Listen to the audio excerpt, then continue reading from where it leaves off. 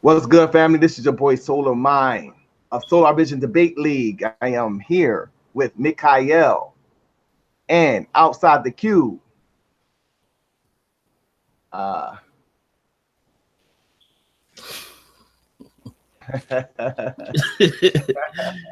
we got Back. some crazy technical difficulties going on today, but I am What? here with MIKHA'EL and outside the cube, and they're going to be debating creationism or atheism, which is better for our society. Now, if you want to become a member of the debate league, you can reach me at solarmind, SOLARMIND123 @gmail.com. Also, in the description box below, that'll take you straight to the website where you can view the standings and also the up and coming debates, as well as other things that you may want to know about the debaters. Just hit the link, it'll take you to the website. Um, what's going on, MIKHA'EL? Not much, brother Solar. You know, man, just living life as a Hebrew, man. Trying to be righteous, man, and help my people any way I can. You know what I mean? And just try to bring some edification to this world. I'd like to first and foremost give all honor and praise to the Elohim, our forefathers, Abraham, Isaac, and Jacob, in the name of his son, Jesus Christ, our Mashiach. Some call him Yahshua HaMashiach. Some call him Yahabashah. Some call him Yehoshua. Some call him Isa. Either way it go, he the high priest and king priest of the nation of Israel under the order of Melchizedek. With that being said, you know, I've been got a lot going on. You know, I ain't been in the ring in about 2.5 years, man. You know, I had left it alone, and of course my record was flawless. You know how I get down, not bragging, but everybody know that debating ain't new to me. Shout out to the old debate talk for you team. And you know, shout out to my old Hebrew War Machine brothers and all that. And so, you know, your brothers, people been asking me when I'm gonna get back in the ring, man. I had left it alone, you know, because I found out I had started doing more debating than teaching. And that started to become a problem because I don't like to just debate to see who's smarter. I actually want people to learn something from it. And so I decided to debate this brother just because I heard his first conversation. Shalom to the brother outside the cube as well. You know, I heard his conversation the first time. I think it was the first time he called in or whatever. And I was just like, you know, I was like, man, you know, it sounded like a lot of confusion. You know what I'm saying? But it sounded like confusion, but then a lot of what he was saying made sense. So I said he would be worth having a conversation with. And then, you know, he threw out there that he's a former Hebrew Israelite. You know, I hear that a lot, especially when you're about to start debating. I think that's kind of like a tactic. Not saying this brother do it, but that's kind of like a tactic, you know. That's like every time I get ready to debate a Moor, I bring up, you know, I used to be Moorish American. It's kind of like a soft intimidation thing, but I don't do that. Now I didn't say with you, bro, but I'm telling you, people know what I'm talking about. They do it on Facebook all the time. And I'm like, I don't care if you used to call yourself a Hebrew Israelite or not. You know what I'm saying? But when I listened to the brother conversation, I said, you know, some of it, you know, sounded kind of unorthodox, but then overall, I kind of seen the point he was saying. I said, man, I think he'd just be worth jumping out there and having a dialogue with / debate. So that's basically what we're right now. All right. Outside the cube, what's good, man? Hey, peace, man. How you feeling today? I'm cooling. Yeah, I'm doing pretty good, man. You know, I'm ready. You know, I've been kind of waiting on this since Sunday, and a lot of people have been taking these behind whoopings for this brother that's on the other side of the screen. I'm just joking with you. Nah, but I'm ready, man. And oh yeah, first shalom and shalom aleichem, all of that good stuff. Because you know I am a former Hebrew and I understand that former Hebrews in the chat. So shalom to you guys. Assalamu alaikum to all the Muslims that's there. But yeah, it's cool, man. I'm ready to get into the ring, and you know I'm kind of working on a tight time budget, so I'm kind of ready to get it in right now. We could do it. All right. The debate format will be as follows. We have the 5-minute opening. We have the 10-minute premise, 10-minute rebuttal. And then we have the 15-minute rapid fire. That's when both debaters get the opportunity to ask each other questions. and then we'll have a 5-minute closing, and then that's when we'll get into the voting, right? So we talked about this off air. You allotted outside the cube to go first.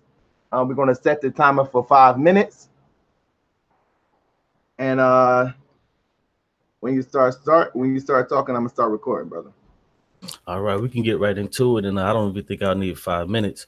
My name is Outside the Cube, formerly known, or you can say still known as Ovaja Ben Israel, and I began my path like I think a lot of brothers did. You know, we were either in the Christian church or just running the streets, and we seen some information coming from the Hebrew Israelites or wherever you got it from, and you began to move towards that because you thought that was the way.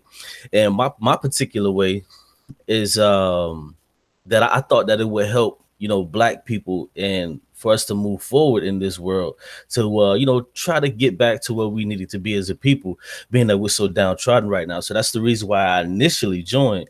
So it wasn't like I joined for a selfish reason, and you know, some people join for all different types of reasons. But the reason why I joined, and you know, I wanted to, you know, be a part of it, is because I thought that that if everybody did this, it would help Black people. And now I just don't seem to think that that's the case. But what I think is, you know, it's religion is become more of a hindrance than a help to us in our current state that we are in right now. So as far as my opening round, like I said, that's where I came from. And you know, slowly as I begin to do research on different things, you know, I even moved into the Talmud, you know, because I was actually trying to follow this way, you know, this walk thoroughly and become the best that I could be and follow it the perfect way. So that's why I actually went into the Talmud, because I said, okay, hold on. The Jews know something that we don't know, and I want to read it, their literature, to find out what's actually going on. So I read that, I dabbled in that a little bit. And then, you know, I started to think like, this isn't the way. And once I found this creationism. I found creationism. I said, wow, this proves what I've been thinking, you know, that there is a God.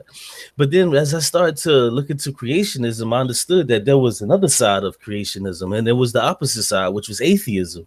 And that atheism, as many times that I would say to myself that creationism had a lot of points, I would look at atheism and say that creationism had no point. So that's just my opening statement. I kind of, you know, I relinquished the rest of my time, and that's kind of where I was at. All right, peace. All right. When you come in the building, make sure you hit that like button. Hit that like button when you come in the building. MIKHA'EL, I'm gonna set the timer for 5 minutes to get your opening, and when you start talking, I'm gonna start the timer. Unmute your mic. Okay. All right. Whenever you're ready, brother. Okay. Now I thought you said. You want me to play it on your opening, or as opposed to yeah. You can go ahead. You can go ahead. Oh, you want me to play it now? Okay. You can play it right now. All right. Cool.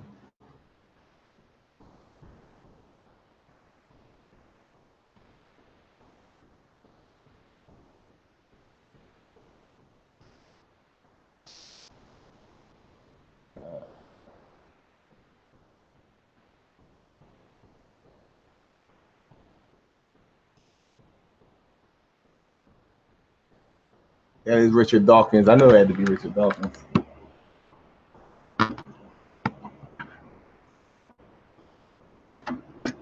Here. I'm Ben Stein. I'm so sorry to keep you waiting. How are you? Fine, thank you. You have written that God is a psychotic delinquent invented by mad, deluded people. No, I didn't say quite that. I said something rather better than that. Oh, well, please tell us what you said. Please tell us. Well, I would have to read it from the book. No, please. The God of the Old Testament is arguably the most unpleasant character in all fiction.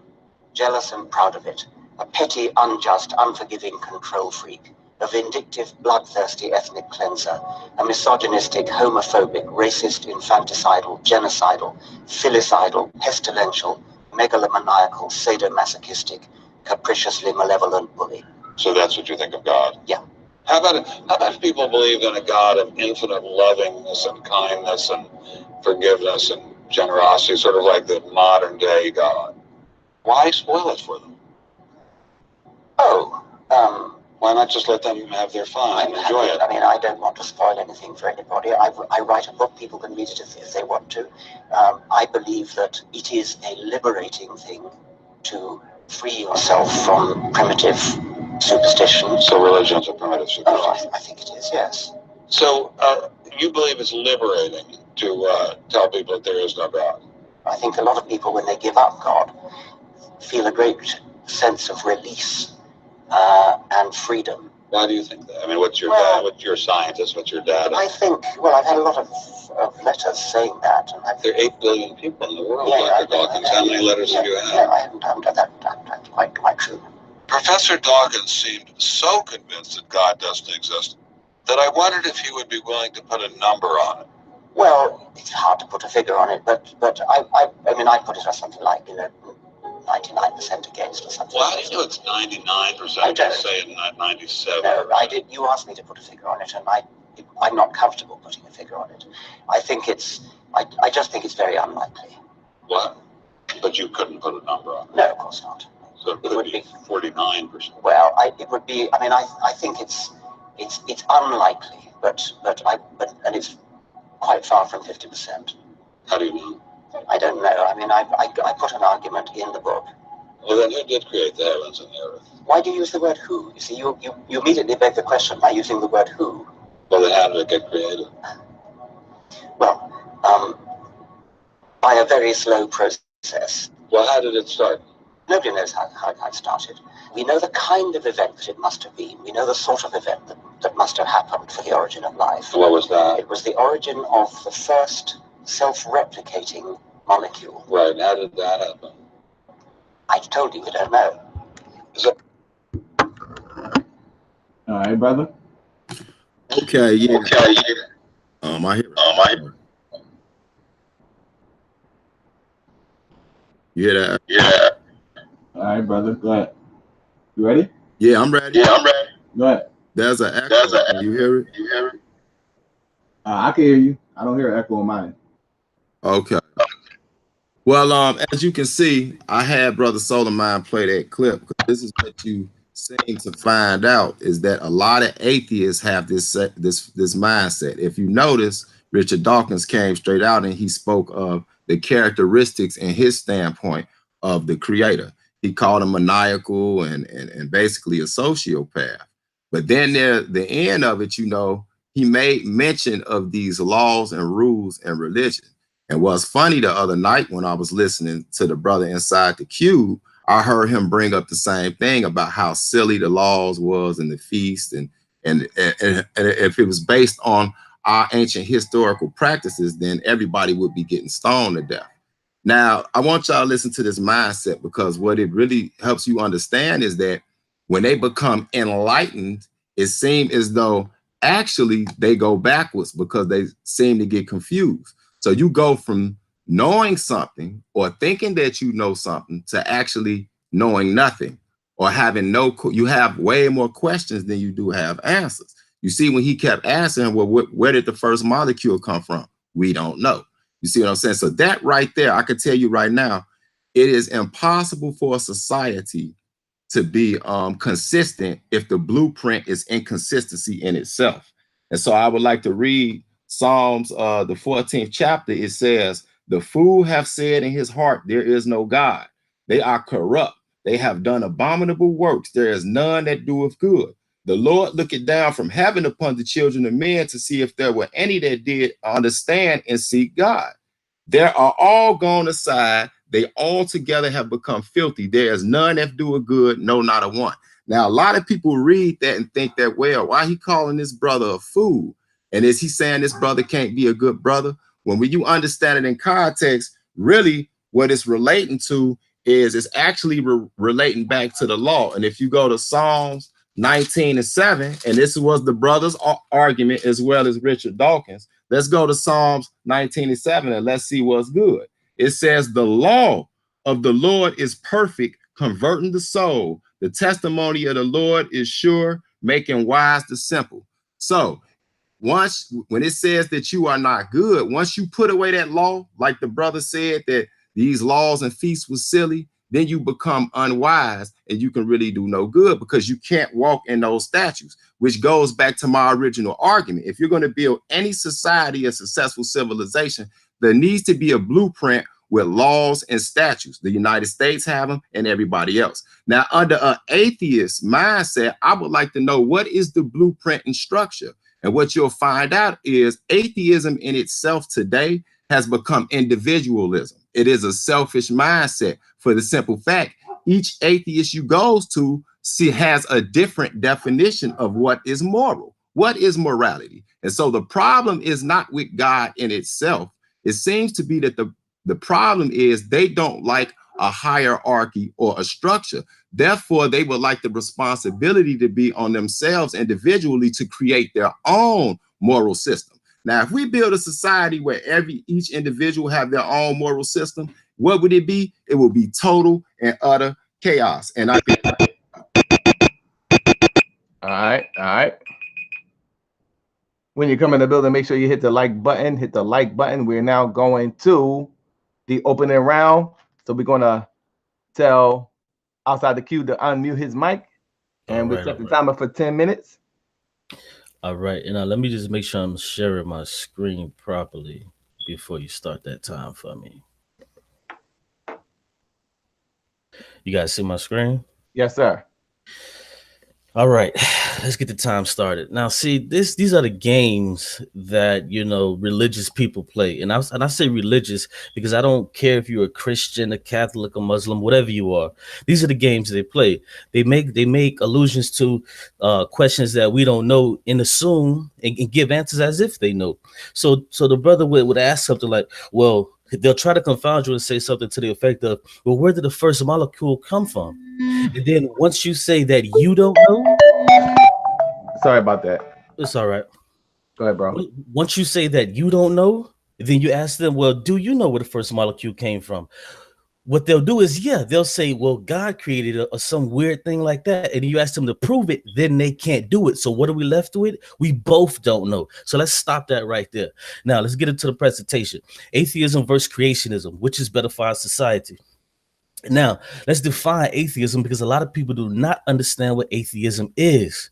Now, I went to two different sources for dictionaries. I went to dictionary.com and Merriam-Webster. Now, the definition for atheism in dictionary.com, it says the doctrinal belief that there is no God and the disbelief in existence of a supreme being or beings. Now, Merriam-Webster pretty much says the same thing, a lack of belief or a strong disbelief in the existence of a God or any gods. So now let's define creationism because a lot of people don't even know what creationism is. Now, the creationism is this, according to dictionary.com, the doctrine that matter and all things were created substantially as they now exist by an omnipotent creator and not gradually evolved or developed. So what they're saying is creationism is magic. So now, let me read the second one. It says the doctrine that the true story of the creation of the universe is as it is recounted in the Bible, especially in the first chapter of Genesis. This is creationism. So now let's go down to the Merriam-Webster. I'm sorry. I want to read 3 of that on dictionary.com on the top one. It says the doctrine that God immediately creates out of nothing a new human soul for each individual born. So you ask the atheist, well, where did all this come from? And we say we don't know. Well, of course we don't know. God used magic to create it out of nothing. It doesn't make sense. So that's why we don't have answers. Let's move on. You know, this is pretty long and I got time. So now, which is better for our society? Atheism or creationism? The short answer is atheism. And what's the reason why I say the existence of God or any supreme being has never been proven or demonstrated? And if it's never been demonstrated, why would you follow it? It makes no sense to follow something that you can't prove or demonstrate to see it exists. Now, the number of people who has proven a God exists is 0, none, nada, zilch, kosio karara, which is in the Yoruba tongue, which means none at all. Nobody's done it. So what are you following? You're following something that's made up. So now what I did here, I placed the link right here, which is the www.afsc.org/action/submit Nobel Peace Prize nomination. You can submit your candidate if you have someone like this brother who wants to thinks he can prove God or whatever, whoever, or you can submit your candidacy to win the Nobel Peace Prize, because I guarantee you the absolute first person that proves that God exists or demonstrates that God exists will win a Nobel Peace Prize. It'll be totally world changing, because you know why? Everybody will have to bow down to him, atheists included. So now, next slide says this: why do atheists request demonstrable evidence of God? The answer is this: everything we know or can do well and properly has been demonstrated, whether it's walking, whether it's utilizing grammar properly, whether it's dinner table etiquette. Every single thing that we know or can do well has been demonstrated. Now, answer me this question: how do you know how to write the letter A? Did you come out of the womb writing the letter A, or was it demonstrated to you? How are you able to distinguish the color blue from the color red? It was demonstrated to you by whom? Maybe your kindergarten teacher or maybe your parents. Now ask yourself this question, and this is very important. How do I know how to do blank? And I guarantee you'll find yourself referring to someone, something, TV, or your parents. The point I'm trying to make is this: atheists request this evidence because evidence affects our lives. So if we don't have any evidence of God, then why should God affect our life?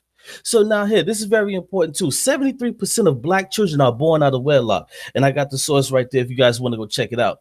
Now, why is this important? Because those 73% of children that are born out of wedlock, they are growing up not having a demonstrable way of seeing a mother and a father in a household together. So guess what they're going to do? They're going to do the same exact thing.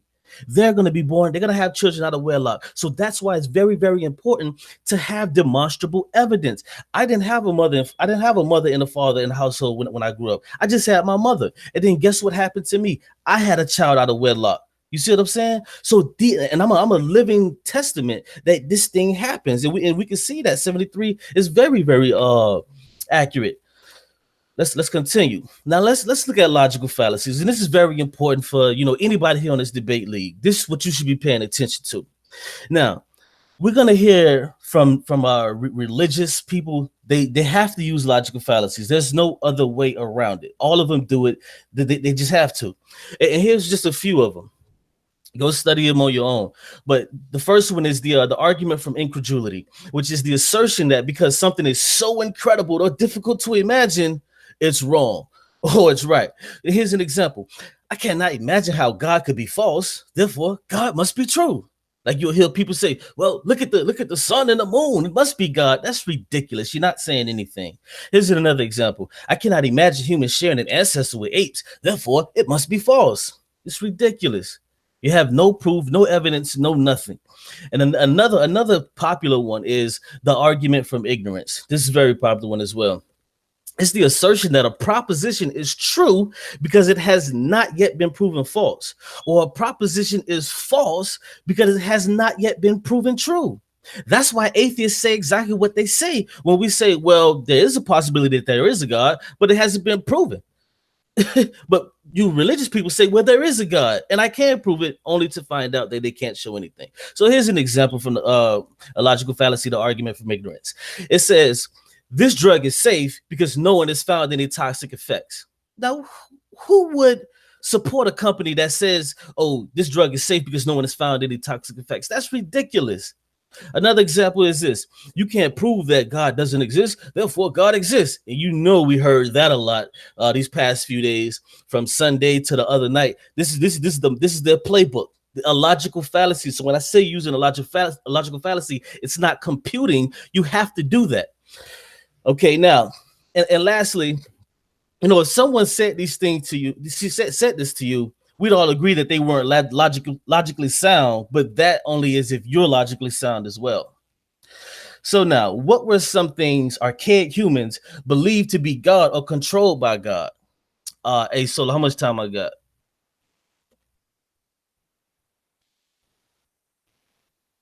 Time check.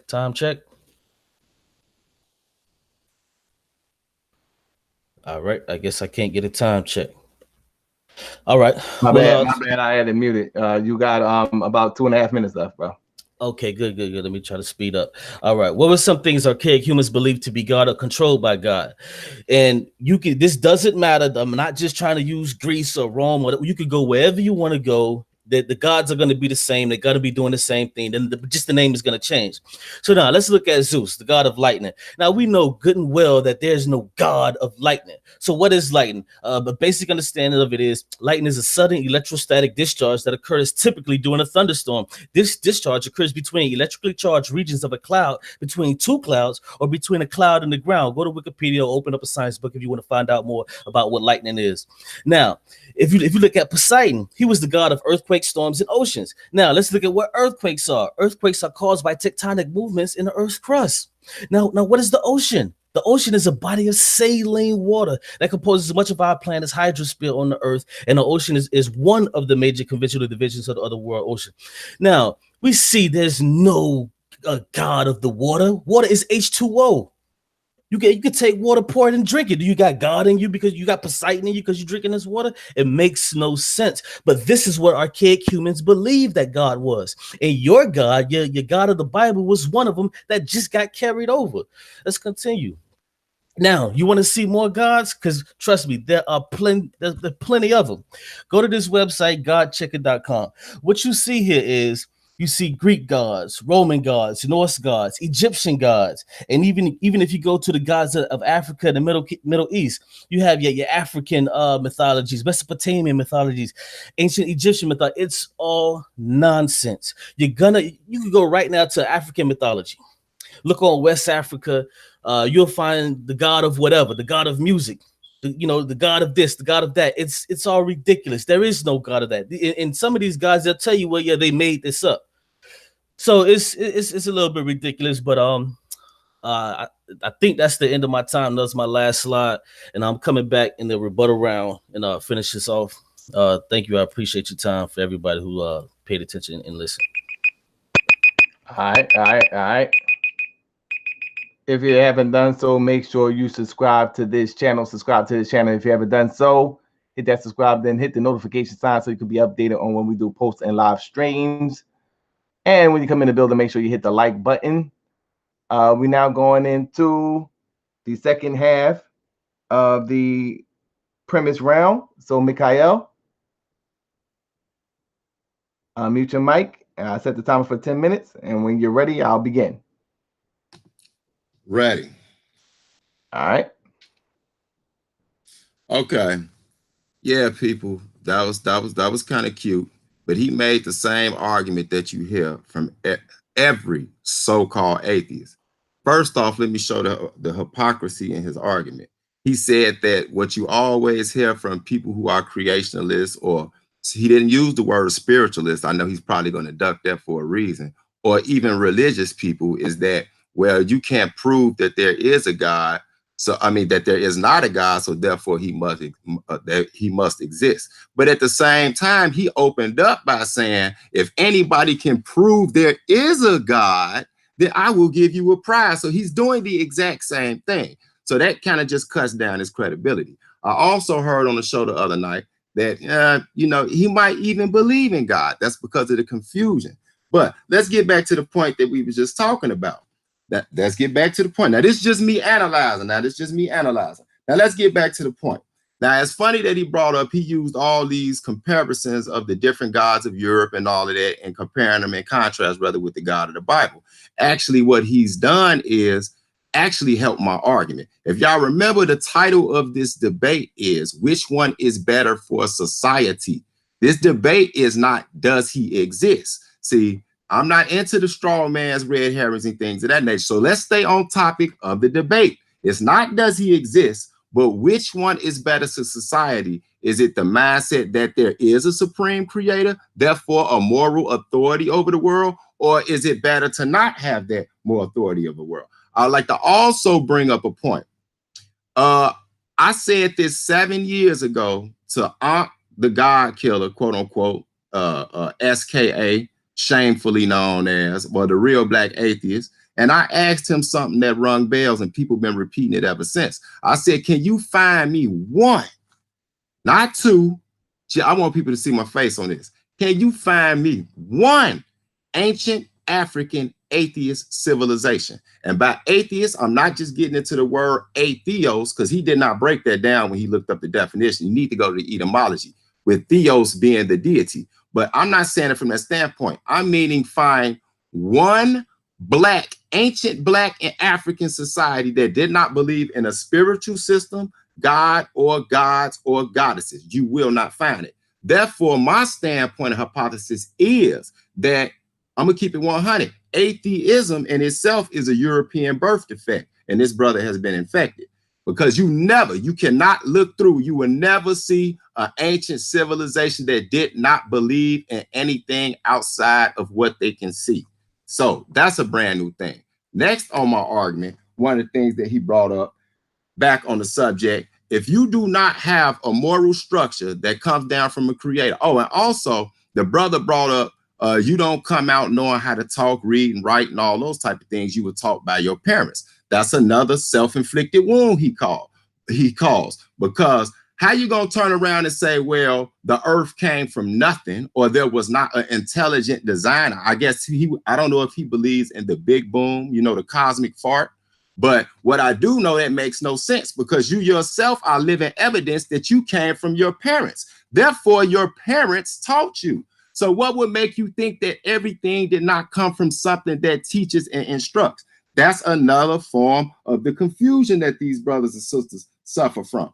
Also, let me get back to the point. So let me look at this. Isaiah chapter 5 and 20. So I gotta use my manuscript, because this is what I'm standing on. This is what the argument about. So if you go to Isaiah, the 5th chapter, it says something that's very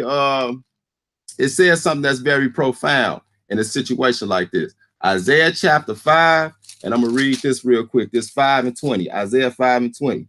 And it says, woe unto them that call evil good and good evil, that put darkness for light and light for darkness, that put bitter for sweet and sweet for bitter. And the question round, I'm definitely going to ask this brother, what is evil? Who determines evil? And what is the definition of evil? And where did he get it from? If nothing comes from nowhere, and there is no supreme moral dictator on this planet, then I would like to know, where does he get his definition of good and evil? Oh, does it come from yourself?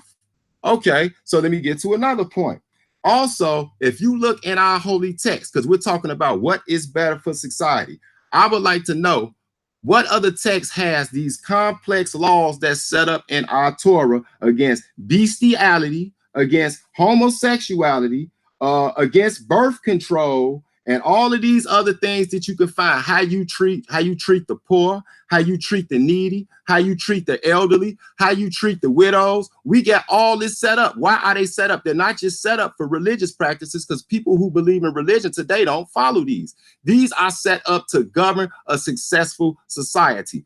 I have yet to see any type of atheist blueprint. That's what I'm sticking to. We're not jumping off subject about whether God exists or whether he does not. Now, in the question round, he can get into that if he wants to. But my stance is, when this thing get nice and gritty, I'm going to come out with things out of the Bible that will, if they were followed today, they will help our society.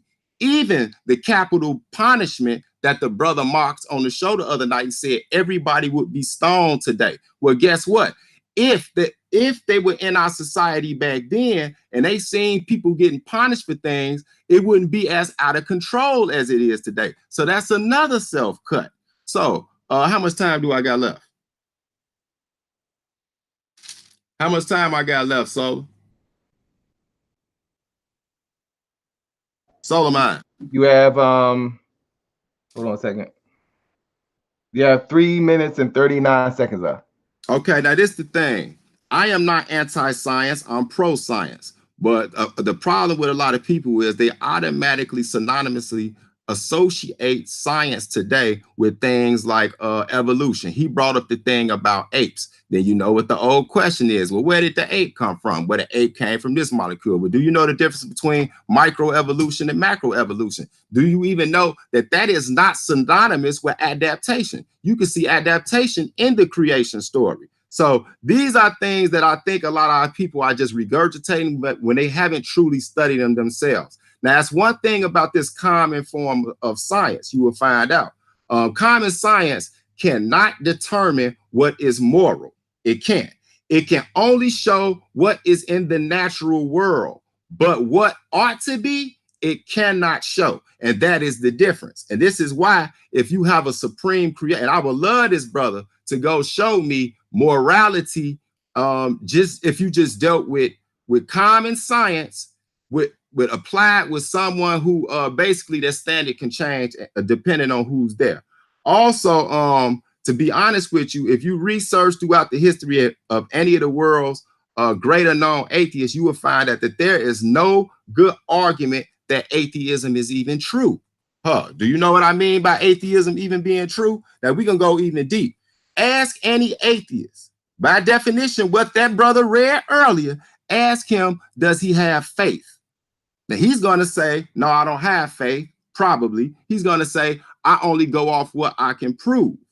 That's going to open up another door with him. And I guarantee you, before this debate is over with, he going to self-inflict himself and he going to cut himself, and that's going to be over with. I concede my time. Just let me roll that other time over to my next round. I got about 2 minutes left.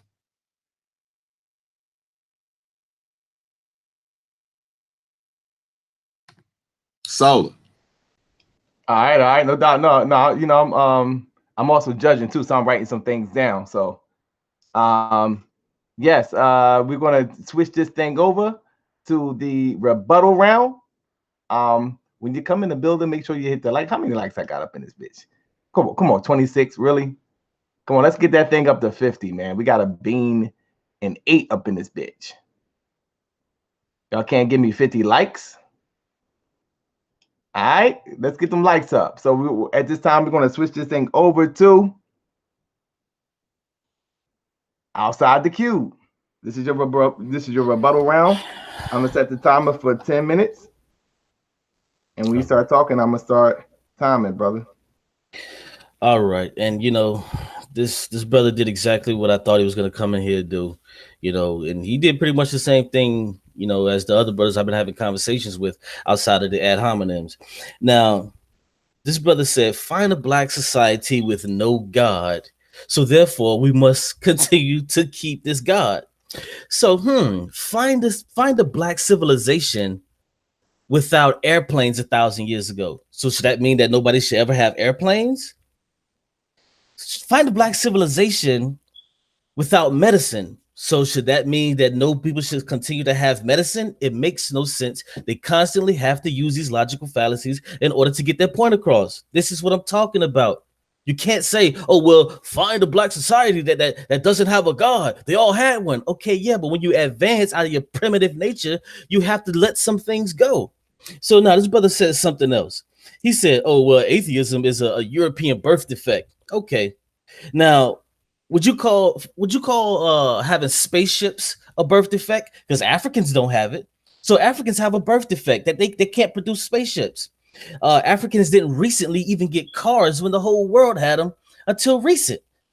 I'm talking about cars that they actually owned themselves and created themselves, not that they imported over. So is that a birth defect that they couldn't create their own car? See, this is the problem that you religious people have. You guys can't think outside the cube. I'm outside your cube. That cube is the religion. That box that you're in, I'm out of that. And I'm trying to show you the way out, brother, but you're fighting it, and I get it. I understand it. So let me share my screen so I can get into part 2 of this. Oh, yeah, it ain't done yet. It ain't done. So now, can you guys see that? Am I good? Yes or no? Yes or no? You good, fam. You good. All right, now, atheism versus creationism, which is better for our society? We continue again. Now, let's see which is better for our society, atheism or creationism. Now, first, let's ask us a simple question. Where was God? Where was God in World War I when an estimated 37 humans died? 37 humans, not blacks, not whites, not Asians, 37 humans that he loved. These children of God, 37 million children of God died. Where was God in World War II when the estimated death toll was 80 million? Where was God then? Look at the Vietnamese war, the death toll, estimated 3.4 million, and they still don't even really know the true amount. Now, look at the Africans brought to the Americas. I know a lot of Aboriginals may even disagree with me on this, and I get it. But we have an estimated 12.5 million Africans that were brought over to America. Our ancestors, for the majority of people that's on this chat and on this video watching this. Where was God when all of this was happening? Oh, God sanctioned it. Oh, God allowed it. Oh, is that what you want me to believe? Is it still okay? Was it okay for him to do that? Oh, yeah, but see, it's just like when you have a son, you gotta, no, that's stupid. You're not finna sit there and let your son get beat up by no gang. You finna do something to stop it. So don't tell me that we God's children and God ain't never did nothing for us. He never stopped this thing from happening. He allowed it to happen over and over again. And you let people kill themselves by the millions? Get out of here. That's ridiculous. Where was God when all this was happening? He was sitting back, chilling. Come on, man. It sounds ridiculous. Now, has God spoken to you before? And I bet every single religious person will say, yeah, God has spoken to me. God has spoken to me. Now, look at these stories of people killing their kids because God has spoken to them. And I don't really want to focus on that, but I had to bring it up because because think about it. Look at the comparison here. Elijah, Moses, all of your prophets, well, not all of your prophets, but people in the Bible, particularly the Old Testament, were told to kill somebody, and they went and did it. So how do we say that this is not the same God that's killing these children because they said, "Oh, God told me to do it," so they do it. Andrea Yates was suffering from postpartum psychosis, and we have a name for it now. She was suffering from postpartum psychosis. She wasn't talking to no God, and neither was Moses or anybody else. They was probably mental or something. Andrea Yates was suffering from postpartum psychosis when she drowned her 5 children. Get this. These are the 5 children: Noah, John, Paul, Luke, and Mary. She killed them, drowned them, because God told her. It's ridiculous, man. We got to stop this. Another one here, Deanna Laney in 2003, the mom of 2, woke up in the middle of the night, took her 8-year-old son in the backyard and stoned him to death. Really? Has God spoken to you yet? Because these are the people that God is speaking to. This is making them do awful things. Now, such a loving God. This God of the Bible and, all of these different weirded out gods, they're so loving. They tell you they love you, but then they'll strike you down. Now, if we go to 1 Samuel, the 15th chapter, 3rd verse. Now, go and smite Amalek and utterly destroy all that they have and spare them not, but slay both man and woman, infant and suckling, ox and sheep, camel and ass. You want to kill everybody and everything? What? What kind of loving God is that? Why you won't do it yourself? Why you sending other people to do it? You made them. Why you can't take them out? Look at Numbers, the 31st chapter. And you got to read the whole thing. But what's basically going on is Moses is ordered to slay every male Midianite child and every Midianite woman who has ever had sex with a man. Now, how in the hell, unless the woman got children, do they know that she's ever had sex? They would have to have sex with her first.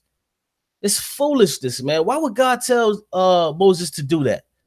Is it that's his wife's people? Midianites, Zipporah, wasn't she a Midianite? If I'm not mistaken. So it's ridiculous. Now, here's the big thing: morality. Oh, morality. And like the brother said earlier, and that's why I got this in there, because they all have the same playbook, as he tried to say that atheists do.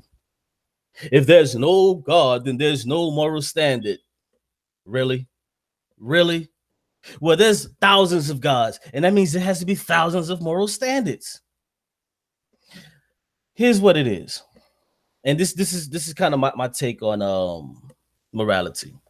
I believe morals are dictated by the society we live in and can change from time period to time period. Now, how do I show evidence of that? Now, we had African slavery in America. Do we still have African slavery in America? No. So the morals changed. That was a different time period. Now, there was a certain point of time that blacks did not have rights. Do blacks still have those problems? No, we have rights now. That was a different time period. The morals changed. So now there was also a time period where women didn't have certain rights and their treatment wasn't fair. Is that still going on? Somewhat, but we're working that out. So the morals are changing. That's why people say, you know, we live in a PC culture. Morals are changing. That's all it is. So no God is not standing no moral standard, because if you was born in Pakistan right now, you'd be a Muslim. So don't tell me nothing about no one God and all of this. Wherever you go, the morals change. If you're living in Iceland right now, the morals are going to be different based on the people that surround you. So no, there is no one moral standard. That's ridiculous to say something like that, or even to believe or even want someone to follow one moral standard. So now, let's get to this. If you were God, and this is to any of you religious people, would you have disobedient sons stoned to death? And this goes in line right with what a quick time check, please, brother. Quick time check. I don't want to go over it. Yeah, brother, you have hold on 1 second. You have 2 minutes left. I gave you a little bit extra time from the time I took the unmuting. Okay, got 2 minutes left, bro. All right, cool. Thanks. Now, let me say this first, because the brother was talking about moral standards, and you know, we was all following the book, then you know, people would be scared after they seen the first people get killed and all of this. So basically what you said is your point to reform people is to kill as many as you can until they get the picture. What? Who thinks like that nowadays? No, you don't think like that. You try to listen to them and figure out, okay, what is their problem? What are they struggling with? You don't say, well, you're disobedient, brick shower. No, you don't do that nowadays. Morals change, brother. And if we continue to go by that Bible, you would have to kill everybody, because the people would buck up against it and force it to change. And that's how it changed during those times. So now, would you have disobedient sons stoned to death, as it says in Deuteronomy the 21st chapter, 18 to the 21st verse? Would you have children stoned to death when you're the one that created them disobedient? When you could just turn that chip and make them not disobedient? Would you kill homosexuals, as it says in Leviticus the 20th chapter, the 13th verse, when you're the one that made the homosexuals? Why would you do that? Why wouldn't you just not make them homosexuals? You're God. You create souls out of magic. You mean to tell me you can't change their mind? You hardened Pharaoh's heart so he wouldn't let the children of Israel go. Why you can't harden their heart so they won't like women or like men no more? This is a problem that y'all have. Now, and this one is more comical than anything. Would you kill people who eat swine's flesh, as it says in Isaiah, the 66th chapter, the 17th verse? If you were God, would you kill somebody who makes swine's flesh when you made the swine? What are we doing here? And you know what? If you guys were God, none of you would do this. And that shows you something about the morality in this book, that we need to change the morality. And morality needs to come from people, our society. That's my time. And go ahead, brother. Thank you for everybody who was listening. I really appreciate it. All right. He's yielding the rest of his time. We're going to turn this thing back over to the one, the only, the MIKHA'EL. I'm going to set the timer for 10 minutes. MIKHA'EL, whenever you're ready, begin. Yeah, baby. Let me let y'all see. Now, yeah, this was the perfect setup, man. I appreciate it. The brother, you know, he sound real passionate. And like I say, a lot of times when people say they used to be something or they've been down that road, now they think this side is better, you find out that they should have stayed a little longer and probably learned a little bit more, because he asked a question. One of his questions was, first of all, he made a statement. He said, if you ask most religious people, they'll tell you God spoke to him. Well, I guess that confirms I'm not religious, because I ain't never heard his voice say nothing to me. I've read the book. I ain't never heard no voice. So you can counsel me out of that conversation. Isaiah the 57th chapter. The man, I hear them bring this up all the time. Like I said, I guess he's saying we're repetitive. I'm saying they're repetitive. They always say, where was God at when those 5,000 chickens died? Or, you know, where was God at when this happened and that happened? I tell you, Isaiah chapter 57. Have you ever thought about this when it comes to kids? Because all babies are innocent. It says, Isaiah chapter 57, the righteous perish and no man layeth it to heart. Y'all see that? The book just cut him because it's talking about him. It says, and merciful men are taken away. You know, your old Uncle Fred, everybody likes, but you know what I'm saying? He was taken away. None considereth that the righteous is taken away from the evil to come. Have you ever thought about that? Instead of us sitting around boo-hooing all the time when his baby died, yeah, you gonna be sad, but when you sit back and you got some wisdom on how the world works, have you ever thought that things was gonna get worse in his future? Probably due to you, due to the parents, because of the environment. So guess what? If you take them when they're young, they straight in the kingdom because they automatically getting in there. Whereas it's you might not get in there. Oh, let me answer another question that he threw in there. He said, if you were God, you would not think this. Well, you know, he was real passionate, Joe. He almost had me finna catch the Holy Ghost. You know what I'm saying? He was saying, you know, if you were God, you wouldn't do this, you wouldn't do that. So let's go ahead and look and see what this say. Isaiah chapter 55.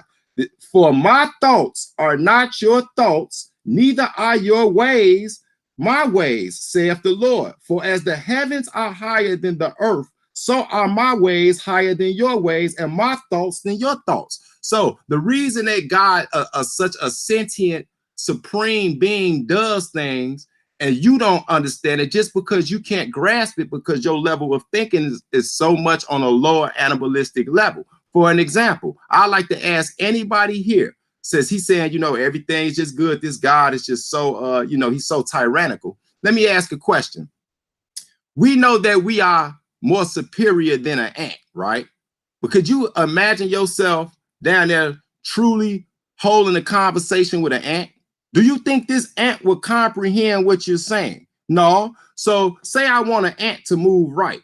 Instead of me going down there and looking like a fool telling this ant, hey, homie, turn right, you know what I do? I put a little stick or obstacle in his way and hope that he turn right. But if he chooses to keep walking and fall over that stick, then guess what? That's because he didn't catch on, just like my beloved brother right here. So another thing that he brought up, when we go back to the societies, let's talk about this murderous God that we get. Well, the other night, he used China, of all places, as an example, of a nation that you would look at and say, well, look at their economy flourishing, as to say, if they're not Judeo-Christian or Abrahamic faith, that's where they're flourishing. But what he failed to bring up was their inhumane practices. Do you know, as far as abortion and what you want to call parental things, fertility is the word I'm looking for. China may be the worst place on earth. So you can't use that argument. Russia is another one. Do we want to talk about Stalin? He didn't believe in God. How many people did he kill? 2 million, 3 million, 1 million. So that argument is also null and void. So let's go to something else. Remember, y'all, stay focused. Don't get caught into the Jesse Jackson sweats. Remember, the question is, what is better for society? Now, that's one thing that the brother keeps alluding to. Oh, I got to make another statement too. The brother said his comparison or response to me saying that there was no ancient African atheist society. The brother said that, well, there were no airplanes back then. Brother, it wasn't no airplanes back then because they wasn't created yet.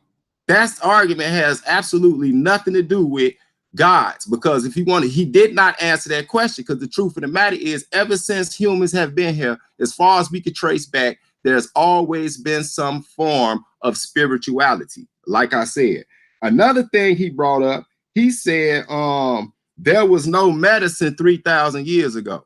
Hold on, bro. What research have you done? Medicine has been here since the beginning of time. It's called herbs. People been here. You think people started healing themselves in the 17th century? You can go back and find artifacts of people actually practicing brain surgery with anesthetics in ancient Kemet or ancient Egypt and ancient Samaria, even in parts of West Africa and the Americas. So that right there was just uneducated.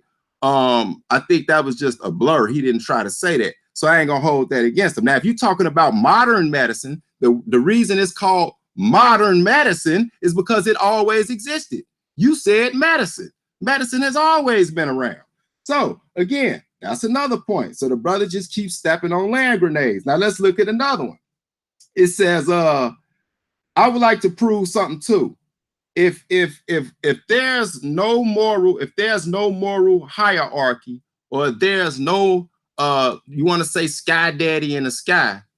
I would like to know what holds us accountable if, as he said, the societies change as the times change. So being that the societies change as the times change, as a lot of people say, science changes. That's what makes it very, you know what I'm saying? You can't depend on it. That's the reason you can't depend on it. So I'm saying during the times of these change, what structure, I'm gonna keep asking this question, what structure or blueprint do all the atheists have in common that they can use to say, okay, this is what will keep our standard in play? So I like to read an article real quick. This is from, because remember the subject, what is better for our society? So let's talk about society in our communities. How many atheist groups do we have? This is from a website called Raptor.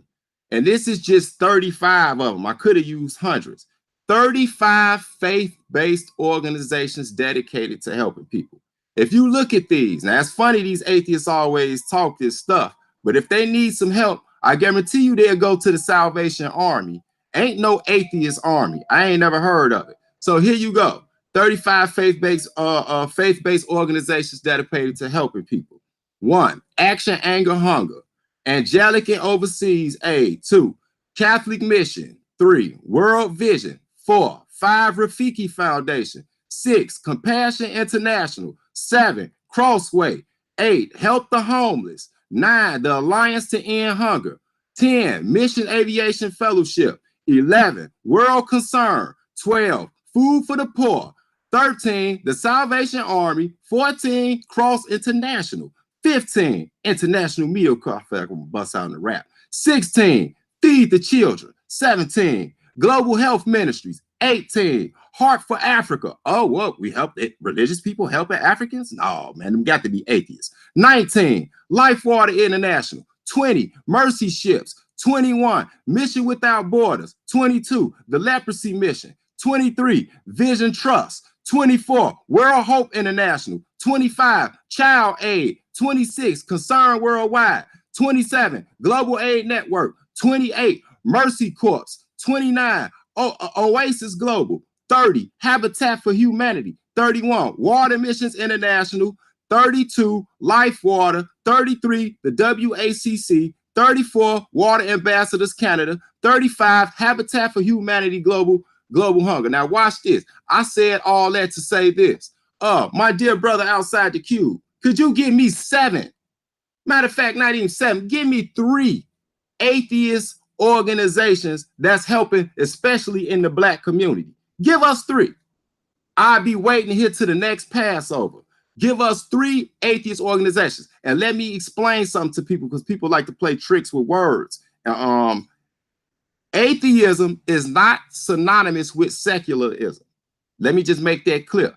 You hear people say uneducated stuff like, well, the Black Panthers were atheists. No, they wasn't. They were secular, meaning those people all had different type of religious beliefs, but their belief was not put on the forefront, meaning they could come together for a common cause despite their beliefs. So I do believe this brother is sincere in what he's saying, and that's why I like this debate.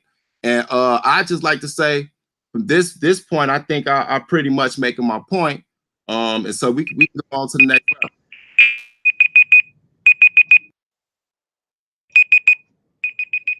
All right. We're gonna go into the rapid fire round. Let me see what's going on in this chat room, man. What's going on with you riff-raffs? Okay, let's get that thing up to 70. 70 likes. Let's get that like up to 70.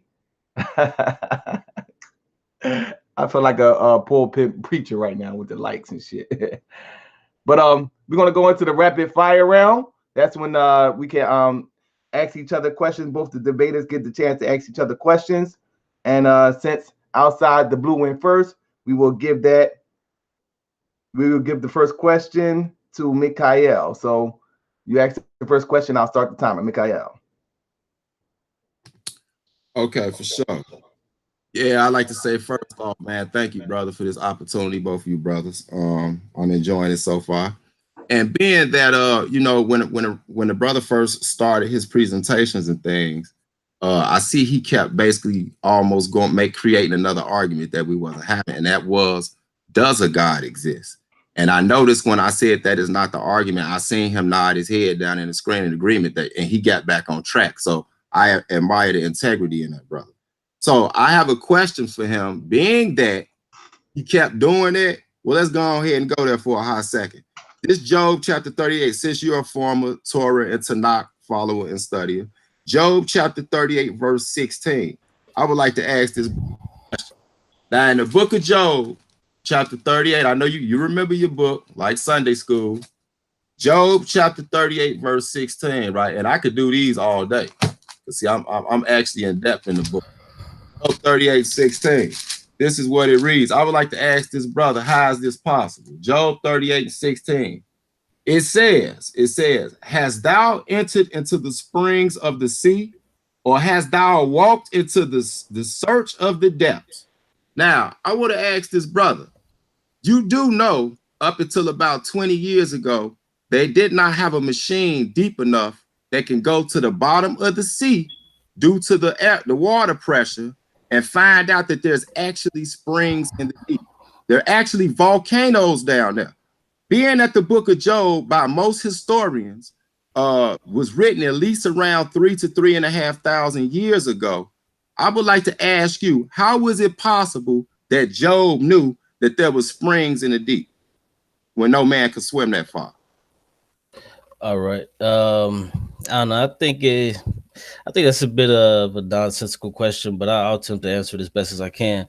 Now, when they use the word sea here, are they talking about a lake, or like what are they talking about? Are they talking? I'm not sure what this word sea means, so we would have to see what it was actually, what it says in the Hebrew and actually what it meant. So, what it says here, I would have to say that I don't know, brother. I don't know. I can't give you a good answer for that. I'm sorry, because I'm not sure what it originally says, because a lot of you, like Hebrew Israelites, you guys stick with, you know what I'm saying, for the most part, the King James and all of that.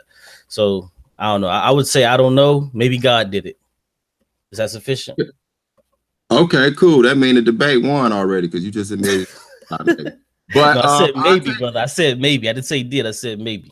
Well, I'll take that, though. At least you said you don't know. And if I don't know something, I'll actually say I don't know. So go ahead, brother. You can. What? So now do he ask me his question, or do it go? Yeah, I think it's my turn now.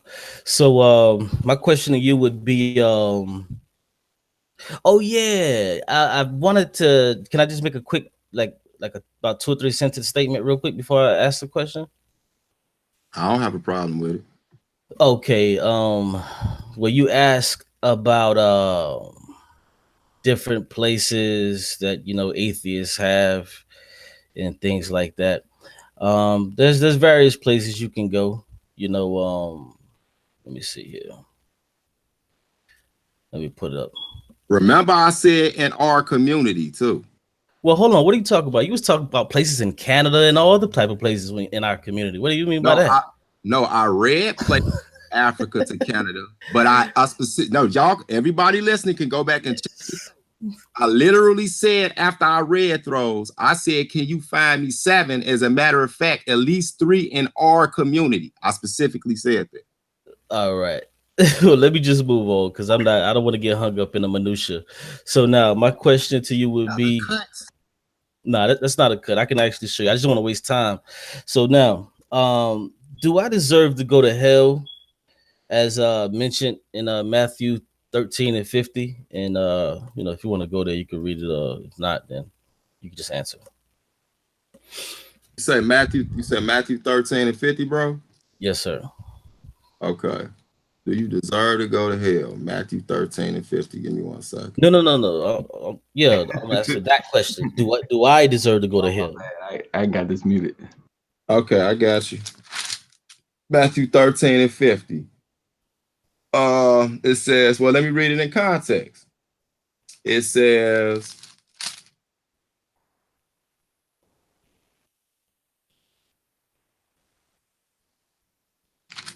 okay, it says, verse 49, so shall it be at the end of the world. The angel shall come forth and sever the wicked from among the just, and shall cast them into the furnace of fire. there should be wailing and gnashing of teeth. Well, to answer your question is the first verse over there, verse 49. That's why we're on cherry picking context. It says the wicked. So yeah, if you're wicked, you deserve to burn in hell. Well, wouldn't I be wicked if I don't believe in your God or your Bible? Not necessarily, because just because you don't believe don't mean that one day you won't be enlightened. No, I'm not talking about one day. I'm talking about if I were to die right now, I would be wicked because I don't believe in your Jesus, your God, and your Bible. So I would be considered the wicked, the people who don't follow. So do I deserve to go to hell based on that? So now this is a second question, because your first no. It's the same question. Do I just look at what I'm saying, bro. Look at what I'm saying. Just calm down. Your first question was based off Matthew 13 and 50 alone, where it just said cast in the lake. But you didn't give the people a reason of why it's saying they're going to be cast in the lake. I read the previous verse in context, which says the wicked. So now you have to know what's the definition of wicked and who he's talking about is going to be cast into this lake. Now you asking me another question. I clarified who the wicked was, which the wicked would be me, since I don't follow your God, your Jesus, or your religion. So I would be the wicked. So I didn't have to read all of that. And you obviously wanted to read all of that, but I got straight to the question. Do I deserve to go to hell based on that? That's all I'm asking. Do I deserve to go to hell? Yes or no? Okay, to simply ask your question, I read that so the people will be edified. That's how you debate, brother. But second, yes, according to God, yes. Okay. Would you? Well, no, it's your time to ask a question. Go ahead. Okay, brother. What question do I have for you? Let me see. Well, being that you said that basically this dictator that we got, I guess he's the worst enemy. If he exists in your mind, there's no if in me. He would be like the worst person, I guess. So my question is, what type of atheist manuscript do y'all have that's complete? Let's just say for all people who decide to drop religion today, and they say, man, let's just go with the atheist. Since you said that society's changed depending on who's there, I would like to know, is there any type of manuscript that you would refer to people who want to become atheists where they can all have a clear blue line that things like bestiality are immoral, that usury is immoral, you know, like all the con artistry that's going on in the black community, the conscious community, that homosexuality is immoral, that killing children in the womb are immoral, and that also murder, you know what I'm saying, which is premeditated murder, and also abusing of your parents that you spoke of earlier. Do y'all have any type of manuscript, or is there anything that you can reference us to outside of religious texts that hold these same key principles as the Holy Bible? No, to answer your question, there is no manuscript. Now, if I could just get a few seconds to expound on my answer. Go ahead, bro. Okay, now, no, there is no manuscript, because I mentioned in my presentation that morality changes depending on the time period. And as people advance, the morality will change. So now you mentioned about all these things that are unholy and abominations and all of this with homosexuality and all this other kind of stuff. Now, your God created this. So now you want us to kill people, stone people who are disobedient or who are homosexuals, when your God is the one that essentially that did create these people. So I don't understand that part of it, that's bugged out to me. So did that satisfy your answer? I mean, your question? Yeah, that's satisfactory, bro. Okay, great. So now I'll go back to part of the presentations that I did ask those questions. Would you kill your homosexual family member? Is that just straight out? Is that a yes or no, or is that's a yes or no? And then after you say yes or no, you can go ahead and expound on why you say that. No, I would not kill my homosexual family member, and now I expound why. Because for one, the judgment laws was taken away. If you go to the New Testament, when Jesus Christ came in and they brought the lady to him, and they accused her of committing adultery, what they didn't do, what a lot of people don't notice in that text, is they didn't bring the man that she committed adultery with. Therefore, that showed that our judgment as the nation of Israel, as the priest of the world, our judgment was unrighteous. We had become that polluted that God would not trust judgment in our hands at that time. So no, I would not stone or kill my family member or anybody for that matter that is gay, for the simple fact that part of our attribute has been taken away from us due to our filthiness. Well, if I could just add a follow-up question, why wouldn't you if it tells you to do it in your book? So why you, because what you're doing is you're jumping from time period to time period, because in your presentation you said, well, we don't have any morale, so we got to follow the book. The book is the way, the law, the statute, commandments. This is what we should be following. But now you jump into a different portion of the book to where you can say, well, see, we're not under that, we're under Jesus, and we don't necessarily have to do that. So my question remains the same. Would you kill your homosexual family member? Because your book says you should do so, right? So would you do it? I hope everybody watching this, but brother, I hate to say it again. This your third self-inflicted wound, and I'm gonna tell you why. You said out your mouth yourself just about 5 minutes ago that the laws and morals change due to the times. Did he not say this, people? Now he just flipped on me. Yeah, you just got cut, bro. Debate over. He just flipped on me and literally accused me of jumping from time to time. So guess what? My answer remains the same. And this time he took judgment from us. Was I living in the time of the Torah when we were in our own governmental system because the law, statutes, and commandments were our constitution? Yes, I would have killed him. But being that we're not living there, no, I would not. And you cut yourself. Debate over. Well, thank you for answering it finally, truthfully, because you just asked. I don't know, maybe I worded it incorrectly, but I was essentially saying the same thing. So no, your God of the Bible says he does not change, brother, and you already know that. So that's the problem that you're having. You know, with you want to hold on to the Old Testament because it has God in it, that and then you got the New Testament. So you're already confused as it is. So it may sound like I'm confusing you. So you want to jump over from time period to time. So I get it. So it's your turn to ask a question, brother. But thanks for being truthful and say you would kill him because your God said so. Thank you. Yeah. Thank you, brother, for giving me props for my honesty. But there go another mistake that you just made, my beloved brother. When it says that God changed not, I guess you're used to hearing people regurgitate that, but you don't evidently know what that means. What it's telling you is he doesn't change.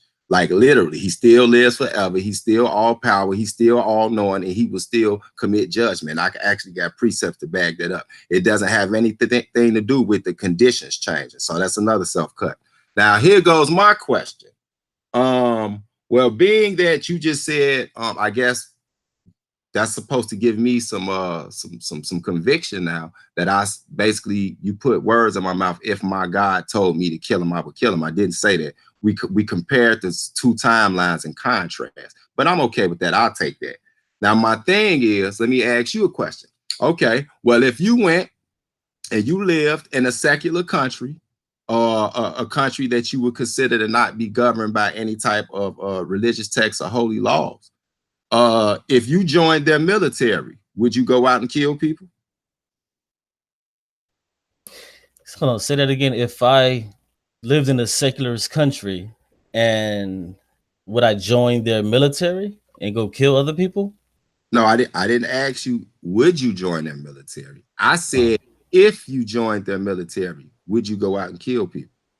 Well, I would have to, because joining the military, meaning you'd have to go in there knowing that you're going to, or you may have to kill somebody. So you'd have to first agree to kill people before you join. So to answer that truthfully, yeah, I would kill people because I'd already made up my mind when I signed up. Okay, and if you can, a follow-up question. Now, here's the big part. I'm glad you answered that honestly. So now I got to ask you, brother, is killing people immoral? No. Oh, so wait a minute. So this tyrannical, murderous God and these crazy stoning baby Israelites, they were tyrannical. Oh, and I heard you bring up, I think on one of the shows when y'all was doing the comparison of the Israelites going through slaughtering Canaanites and all these people. So you mean, why is it that when we did it, it was tyrannical, we was driven by this crazy bloodthirsty guy, but if you do it in a secular country today, there's nothing wrong with it? You don't see a problem with that, bro? Yeah, I see a huge problem with that, because if I'm living in the country and we see this person go on a killing spree to kill 7 or 8 people, I think everybody would say, hey, let's put this person down, or let's try to see if we can get him help before we put him down. Now, what you're saying is you live in this religious country to where God can just speak to you one day and tell you to go kill somebody. So that's the comparison that I'm trying to make here. So when I say killing isn't immoral, well, there has to be an action for me to kill somebody. You see what I'm saying? Now we have to look at the action. Does it warrant you to be killed? Like if you break into my home, or if someone breaks into your home, that action that they did warrants them to either be shot at or shot, because I don't know what they're coming to do to me. Now, if a God just tells me to go, kill somebody and slaughter 7 or 8 people, that's a little bit ridiculous. So, no, it's not immoral. Okay, well, I think that was a good explanation. But those are two different things, because self-defense is much different than being on the offense and actually taking a life. But okay, I'll take that. So I use two things. I use self-defense for somebody coming in my house, and then I also used another example I gave. It someone went on a murder spree and killed 5 to 7 people. So we would lock him up, see what kind of mental problems he had, and if we thought that he was too far gone, then we would say, okay, let's just terminate him and get that over with. So I use two things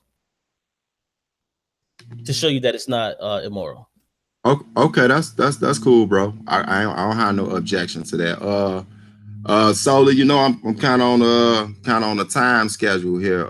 I'll let the brother ask me another question if it's anything else you want to get to. Yeah. All right. I got about like maybe 2 more questions. Yeah, I'll can I limit it to 2? Is that cool, MIKHA'EL? Go ahead, beloved. Okay, cool. All right. Now, it's a fact that you have a book that illustrates and details the creation of man, right? Yeah, I see we're gonna get back on the creation thing rather than what's bad in society. So what you gonna go to Genesis chapter 2 and say that contradicts? It's 2 creation stories or what? Brother, I'm just asking a simple question. Is it a fact that you have a book that illustrates and details the creation of man? It tells details. I can't say it says everything, but it says enough to make it clear. Okay. Now, let's say I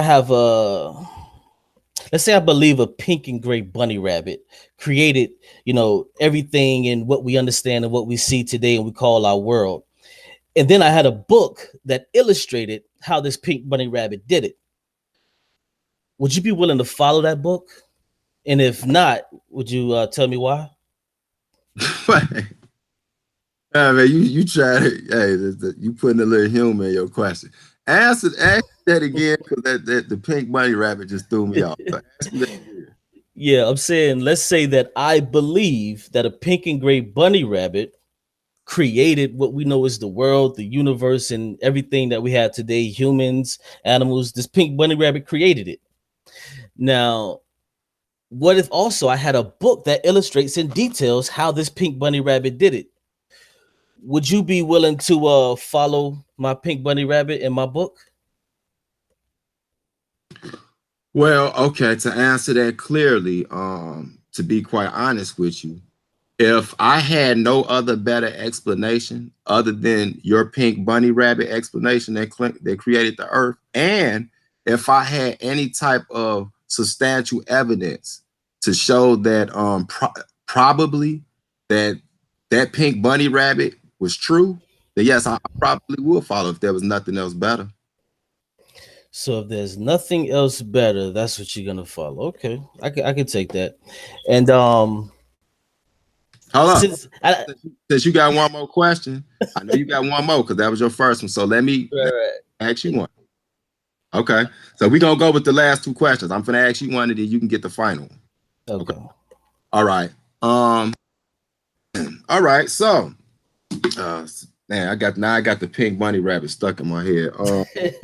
Good. I had God stuck in my head for 20 years, so that was we're a even. good one. That was a good one. Bada boom. Okay, so look, right. Okay. So let me ask you a question, brother. Mm-hmm.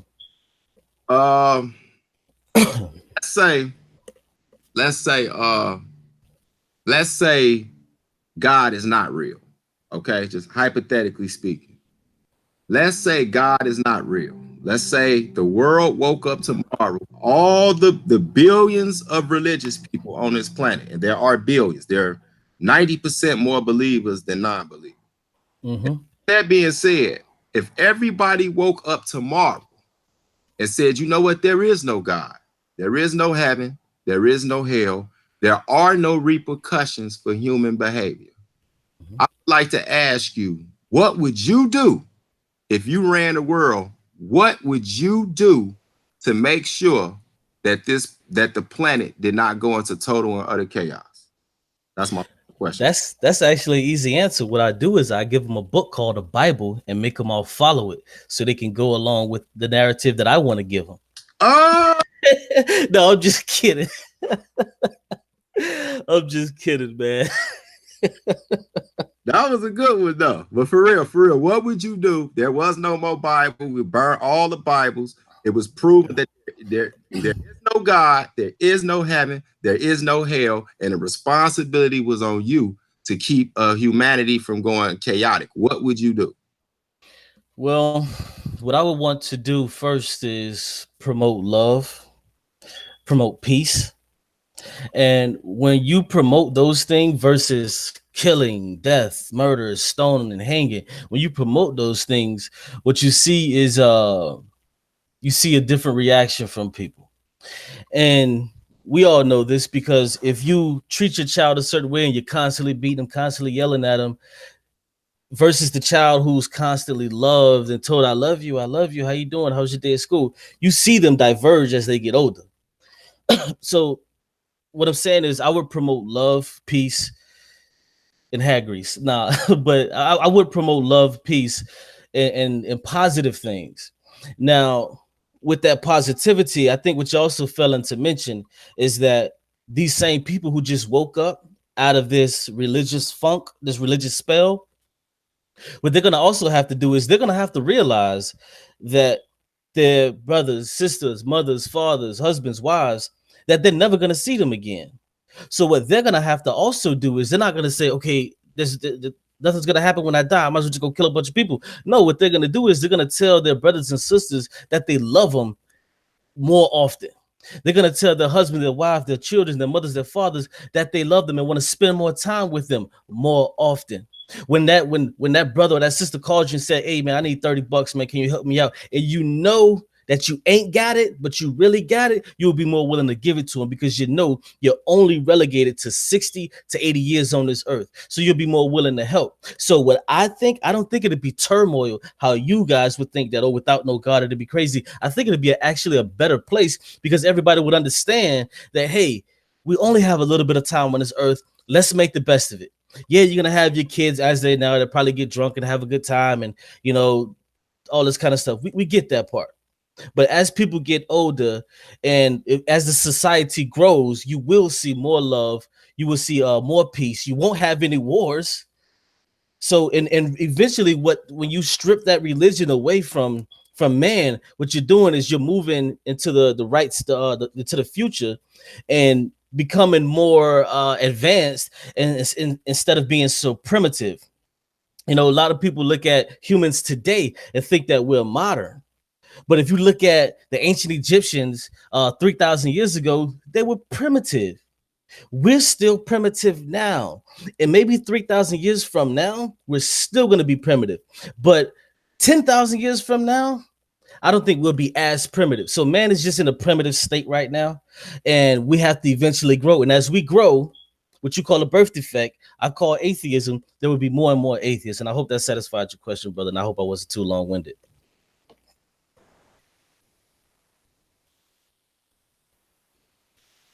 Yeah, that satisfied me, brother. And all right. We're gonna now go. Do you want to ask one last question, Brother MIKHA'EL? No, Yeah, I actually. I had one last question actually. It was Okay. on me to ask one last question. Okay. And I'll try to make it quick. You know, I just got, you know, so much stuff. But there's other stuff I wanted to get to. But okay, cool. Let me just go with this. As you know, there's roughly 8 billion people on the earth, correct? Yeah, 7.5, 8 last time I checked. Okay, cool. So now, what if scientists found that there was a star or a meteor speeding towards us that will inevitably destroy our Earth and every species on it? If scientists said we can save everyone and approximately 5% of the animals and relocate everyone to a newfound planet, but they would need every single person to help out. Now, would you pray to your God and stay here, or would you help build rockets to save you, your wife, and your kids? What would you do? Well, at this point, the media already on its way here. So if you think you got enough time to build all that type of stuff, because as a matter of fact, it would have to be some extra dimensional ass military weapons that you build to hold back this comet that's like, you know, a blink of an eye away. So hey, I'm gonna pray. No. I'm not saying that we have to hold back the comet. What I'm saying is that we can get off of this planet and take approximately 5% of the animals with us. So would you would you help build rockets, because we need everybody's help to build these rockets to put people on this newfound planet? So would you just stay here and pray to your God and say, hey, maybe it's a sign, maybe Jesus is coming, maybe that's Jesus in the middle of that burning ball of gas? Or would you or would you help build the rockets to go to the new planet? Which one would you do? Okay, got you. Being that was a complex question, I'm gonna give you a complex answer, and I want everybody to hear me clear. Being that I'm a man that understands prophecy, and I know that's not gonna happen, but I know you hypothetically speaking, like I did earlier, so that was a good question. I would do this. I would actually pray to my God, being that I know the book say that he don't hold secrets and he reveal all things to his prophets. And I would pray to God, and if he tell me, hey, Joe, go ahead and build them ships so you can go and get over here, I just look at it as another Noah's flood. He told Noah to build a boat in the middle of a desert, and people thought he was crazy. So yeah, that's what I would do. I pray to God, and if he tell me to build it, I'll build it. If not, I'll sit there and wait on whatever's gonna happen. See, I gotta follow up with this, because you know you mentioned earlier. I just gotta say it, and you don't even have to answer it. You said that, you know, you've never spoken to God and things of that nature. So, and I just gotta say, if you've never spoken to God, what makes you think that when the first time you go to attempt to speak with him, that he's gonna respond to you? So you don't have to answer that. But I just find it funny that when your life is in danger, you would. No, I can respond to it. Well, let me finish then, if it's cool. I find it funny that when your life is in danger, and then you would want to speak to this God versus any other time going out throughout your regular day. So I just find that kind of weird that you would try to talk to him then. No, I think you just misinterpreted what I said. When I said earlier that, well, God ain't spoke to me, if you notice what I immediately said after that was, I've never heard a voice in my head. That's what I said. And then I immediately after that said, I read his words in his book. So if I pray to God and it's a comment coming, you also know that God speak through men. I might pray to God and some dude might walk up out the blue and be like, hey, man, you need to jump on this ship. But guess what? That's confirmation to me that God just spoke. So I hope that answers your question. But scientists have already been saying you need to build these ships. So that wouldn't be God. So God are the scientists now? I don't know. It'll just go on too long. And, you know, we all right, well, you know what, bro? Maybe if Solar Mountains too, we can pick this time we can go into the existence of God versus evidence of there not being a God, and we could probably do a part 2 because I enjoyed it. Hey, you know, and I did too, man. I think there wasn't any screaming matches, you know, over talking each other, yelling and stuff like that, and I really enjoyed it too, man. And you know, I gotta definitely give you your props, because the Hebrew Israelites that I've been speaking with for the past few days, you know, they've been cursing and you know, doing ad hominem attacks left and right. So I really do appreciate you, brother. And I gotta give you that. You know, if that's what the Holy Spirit is, then hey, you know what? Maybe more people need that to if that's what the Holy Spirit is, then maybe more of Hebrew Israelites need some of that. But thank you for that. I appreciate you, bro. And likewise, man, like I said, man, it was a very respectful dialogue. I didn't know too much about you. before I came on here, and I think maybe you showed that all atheists are not buttholes because you were very civil. And I still think you got a little bit left in you, man. I don't think it's too late, bro. I can still see that brewism in you. You look like you want to say shalom, and you know what I'm saying? You know, ain't no thing. But if you don't mind, Solar Man, I would like to end with a precept. That's just how I do it as a priest. If you don't mind, it's real short. Well, we should have a closing statement, right? Yeah, we got a closing statement, so you can okay, say okay. Cool. I'll closing. save it for the closing statement. Okay. All right. Yeah, we're going right into the closing round with that being said. And since MIKHA'EL went first, you would have the floor at this point in time. So you have now 5 minutes for your closing, brother. Me? Yes, sir. Okay, I'd like to say, of course, man, I give all honor and praises to the Elohim, Allaham, Abraham, Isaac, and Jacob in the name of his son, Jesus Christ, our Mashiach. I'd like to thank the brother outside the queue, man, for even, considering debating me or whatever, when I don't think he knew too much about me. I don't think he knew he was dealing with a legend. Now, let me stop playing. Humbly speaking, of course, man, I got to thank my brother, Solar Man. You know what I'm saying? You know, that's been my bro for a long time throughout the years. And to everybody that tuned in, whether you disagree with me and agree with our brother, or whether you agree with me and disagree with our brother, we still all in this thing together. And I thank y'all for participating. And I just like to read this. I like to also say, anybody want to check out my page? It's Hebrews in the Hood. That's Hebrews with a Z at the end, not an S. Hebrews in the Hood. And also my email is Mike Ward 32212@gmail.com. And you can also find me on Facebook at MIKHA'EL Ben Yesharon Yisrael. I also have a book that I'm working on that hopefully it'll be dropping soon, God's will, called From Vice Lord to Servant of the Lord. And we got a lot of things we trying to do at the Walls of Jericho Biblical and Historical Studies. That's my institution. And just be on the lookout, man. We trying to get some community centers going and all that type of thing in the city of Chicago. I would like to read this before I bounce out. And this is Job chapter 35. This is not directly directed at my brother, but this is as a whole. It says Job chapter 35, verse 10. It says, but none saith, where is God, my maker, who giveth songs in the night, who teaches us more than the beasts of the earth, and marketh us wiser than the fowls of heaven. There they cry, but none giveth answer, because of the pride of evil men. Surely God will not hear vanity, neither will the Almighty regard it. And with that, I say shalom, shalom, peace.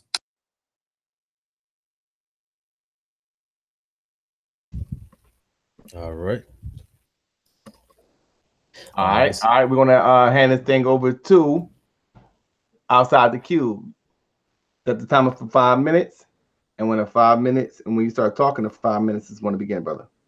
All right, cool. First and foremost, let me say all praises to the Most High God. I had to do it. I had to leave. I started off with a joke, so I got to leave off with a little joke.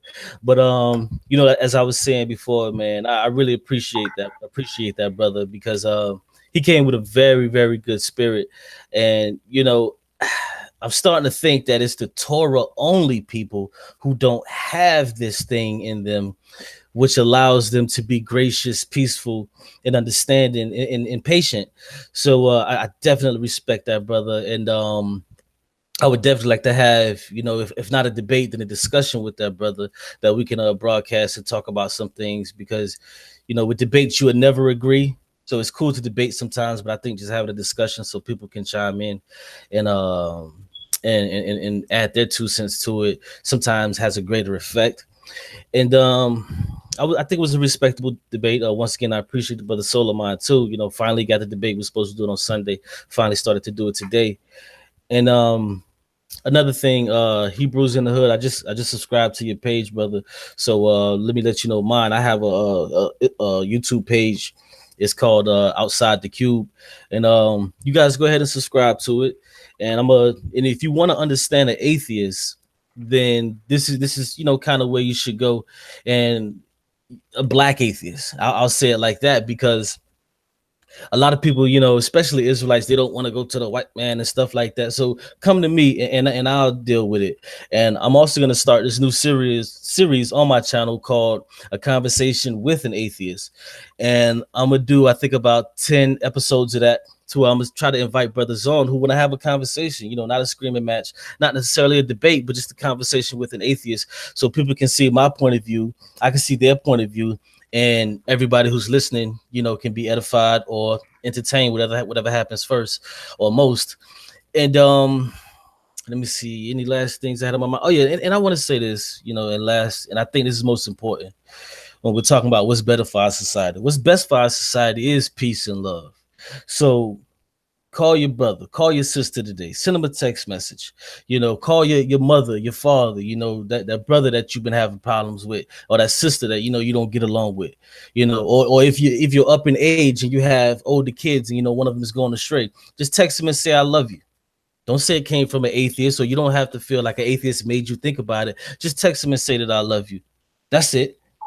And now it's up to them, and hopefully they'll come around and say the same thing. And maybe y'all could probably go back to beefing again, you know, for a month. But try to throw those in there. We have to start loving each other more. And that is the root of what atheism is trying to bring: love, peace, and happiness. And I believe that love, peace, and happiness can only be attained if we're not under the thumb of this God in the sky and out in the stars that's going to kill us for every mistake that we make.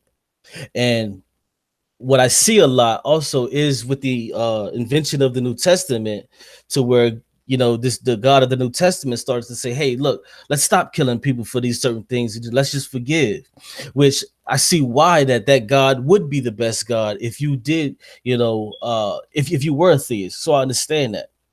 But there's also the threat of hell in that New Testament as well as the Old Testament.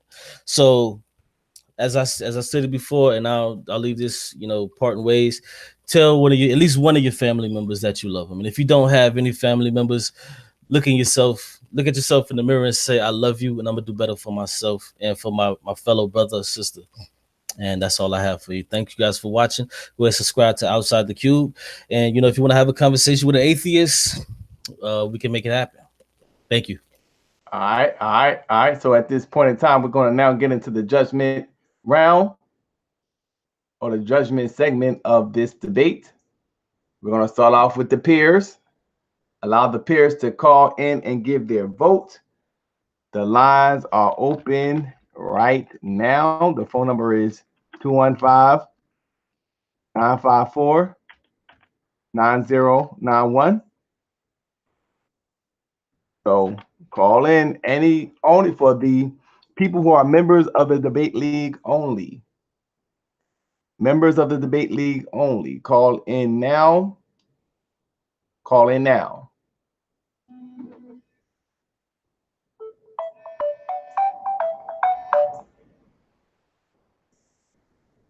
Vortex, you're live. Who did you choose in the debate? Man, I gotta say it was a good debate. Good thing MIKHA'EL came on to finally represent what do you call it? A Hebrew with some sense. I'm telling the other guys is making him look real bad, but I gotta give it to MIKHA'EL, man. Q was making some good points, and I thought he was actually gonna win tonight, but when MIKHA'EL asked him, was the murder wrong and moral, when he said no, and a couple other things, to me it was like, okay, you kind of just dropped your point, because you just admitting it kind of needs to be some type of moral authority. All right, so you're giving it to MIKHA'EL, brother? Because there's other people calling. All right, no doubt.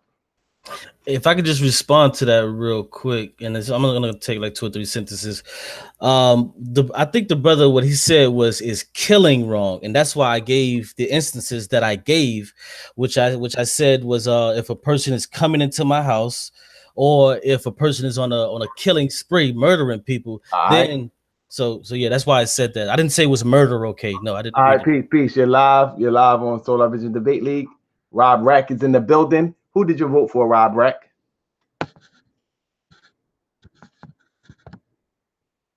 vote for outside the queue. Psych, you got jokes. I didn't vote for outside the queue. You know who got my vote. All praises to the Most High Power, Eric, Isaac, and Jacob. All right, so who you vote for? Not outside.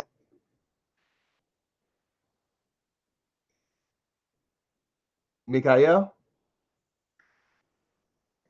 All right. All right, thanks a lot, brother.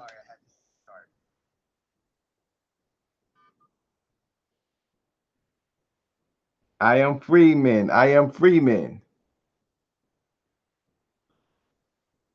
You're alive on Solar Vision Debate League. Who'd you vote for, brother? I vote for outside the queue. Okay. Basically, what I noticed is that the creation stories that people have, like the Bible and stuff, seem to divide more people and cause more wars than a person who's just an atheist. That's why I go with outside the queue. Okay, thanks a lot, brother. I am Freeman. Votes for outside the cube. So we got okay, hold on 1 second.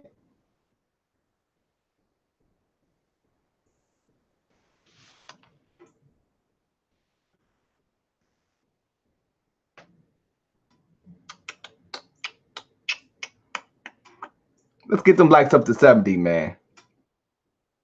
What y'all doing, man?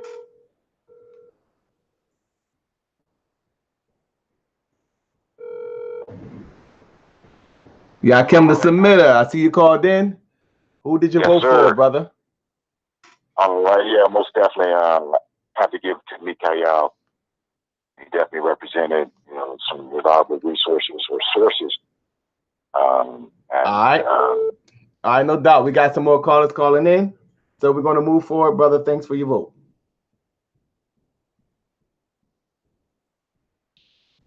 Out the blue. Peace, peace, peace. Who you vote for, out the blue? Shalom, shalom. I had to go with MIKHA'EL.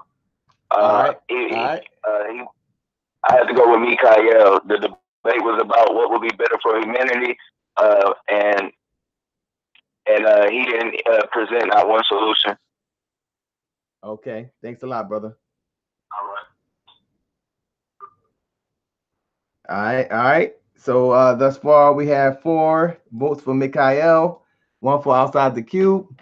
We're going to give you a couple of more minutes. Any participant that's a member of the debate league, this is your time to call in now and make your vote.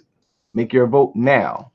We give you about another couple of seconds, 30 seconds. And then we're going to move forward to the people's vote.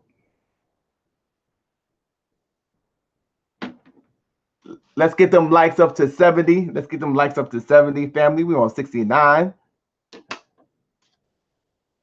Who's going to be the 70th like for the Solar Vision Debate League?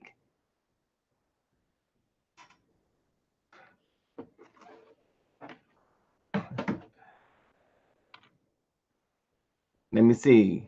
We're going to, tomorrow, we have, brother, hold on 1 second. Where's my mouse at?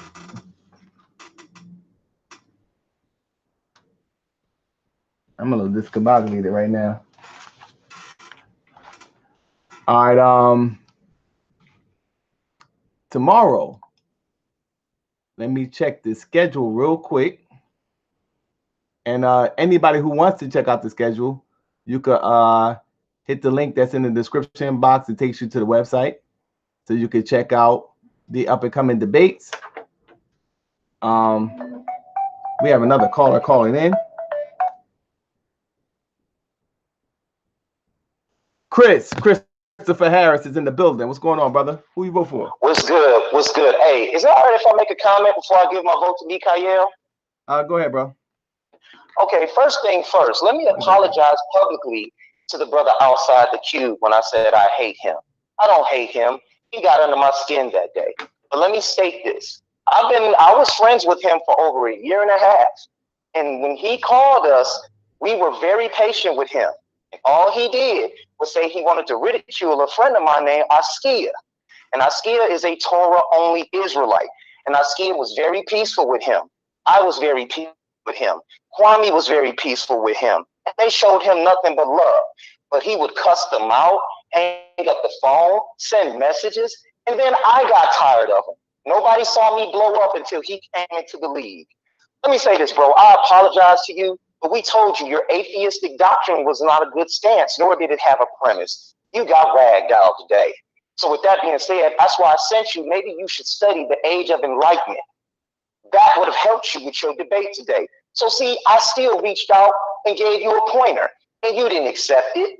So that's why you got ragged out today. It was called, is atheism good, better for our society? And you never proved your stance tonight or this morning. You got ragged out. With that being said, good job, MIKHA'EL. Shalom to the family. Okay. Point set match, MIKHA'EL. Let me reinstate that again. All right. Thanks a lot, Chris Harris. We're going to go to now the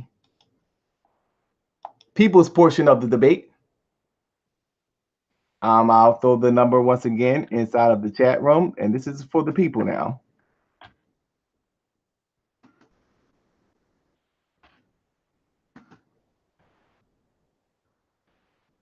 All right.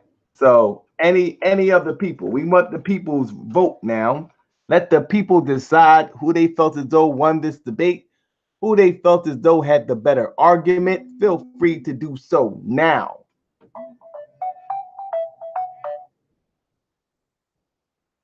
Peace. You're live on Solar Vision Debate League. Who did you vote for? Peace. This is your boy, Big Game Orenthal James. I gotta say, outside the cube, got put in the box today. I gotta give it to MIKHA'EL. All right, thanks a lot, brother. We're gonna move forward.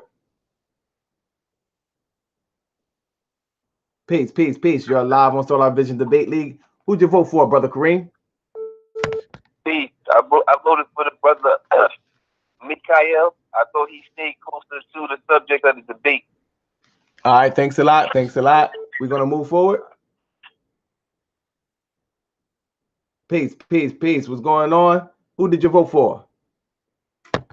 Peace. Thanks. Solomon is Derek. I have to give it to MIKHA'EL because there were some things that the Q could have did, some things he could have went through to show how atheism was good for the society, but he doesn't do that. So I'm gonna have to give it to MIKHA'EL. All right, thanks a lot, brother. Thanks a lot.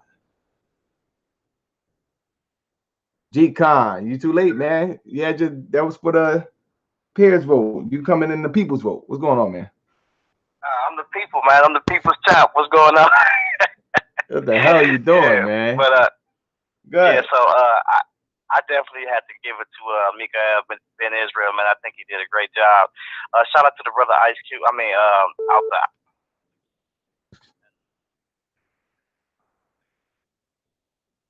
All right, no doubt. Peace. Who did you vote for? Yo, this is Smooth the Swordsman. I voted for MIKHA'EL. He body bagged outside the cube. Okay, thanks a lot. All right, so any more of the people's vote? And no, G-Con vote did not count, just to let y'all know. We're going to give you guys another. So far, thus far, we have 5 votes for MIKHA'EL, as far as with the peers vote. And we have 1 of the peers vote went to outside the cube. And we have 4 people's votes for MIKHA'EL and 0 for outside the cube. Peace. What's going on? Who did you vote for? Peace. What's going on? Who you vote for?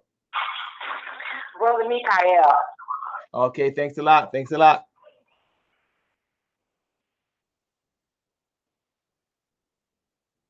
All right. So we're going to give you guys another minute before we move forward to the judges round. Okay, our future debates. Once again, you can just hit the link that's in the description box, and it will take you to the scheduling and also the league standings. Tomorrow we have Gorilla Hebrew and G-Con. G-Con calling in all late. G-Con is going to be debating Gorilla Hebrew tomorrow, 9 p.m. Eastern Time. And the topic of that debate will be, who are the Gentiles? Who are the Gentiles that Paul was writing to? Who are the Gentiles that Paul was writing to? So once again, that will be tomorrow, 9 p.m. Eastern Time. To share screen. Gives you guys a little bit of what's going on, what's going down. All these debates, you see all these debates going down, right? And I'm talking to the imam. He getting his information together. He getting his information down. So when he come back in the league, he's going to be taking heads. I just got a call earlier from Imam Bashir, and he said he's going to be taking heads when he gets back into the league. He's in the process of moving right now. So shout out to the imam. We got Rob Rack. He's making his initial debut debate. He's going to be debating Gideon Israel, and the topic is going to be, can salvation be achieved without Christ? That's going to be this Saturday, right? 9 p.m. Eastern Time. Owida versus Joachim the Semitter. The topic, what's the Quran foretold in the Torah? That's going to be Sunday, 9 p.m. Eastern Time. Lex Vortex is going to be in the building. He's going to be going against Davon. And the topic is Jesus the Most High God. That will be Monday, September 17th, 9 p.m. Eastern Time. Yahara Ben Nazareth, he's going to be debating Abdul. The topic is the Bible the best tool for blacks today? So that should be a very good topic right there. That'll be 9 p.m. Eastern Time, Wednesday. Fast forwarding up into Saturday, we got, did Paul's writings turn Israel away from the Tanakh? And that will be between Darash and Immaculate. That will be 10 p.m. Eastern Standard Time. So this is the lineup for the next week and a half. You know, shout out to all the debaters. And at this time, we're going to now go into the voters round. We'll now get into the voting round. I mean, the judges round. And we're going to start out with Brother MIKHA'EL. What's going on, MIKHA'EL?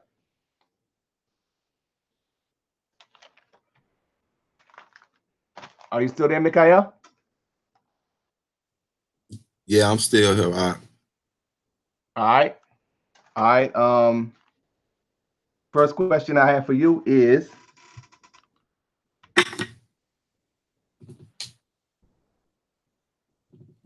what is your definition of creationism? Creationism. Yeah. And you asked for my definition, or that means like my understanding of it, right? Not necessarily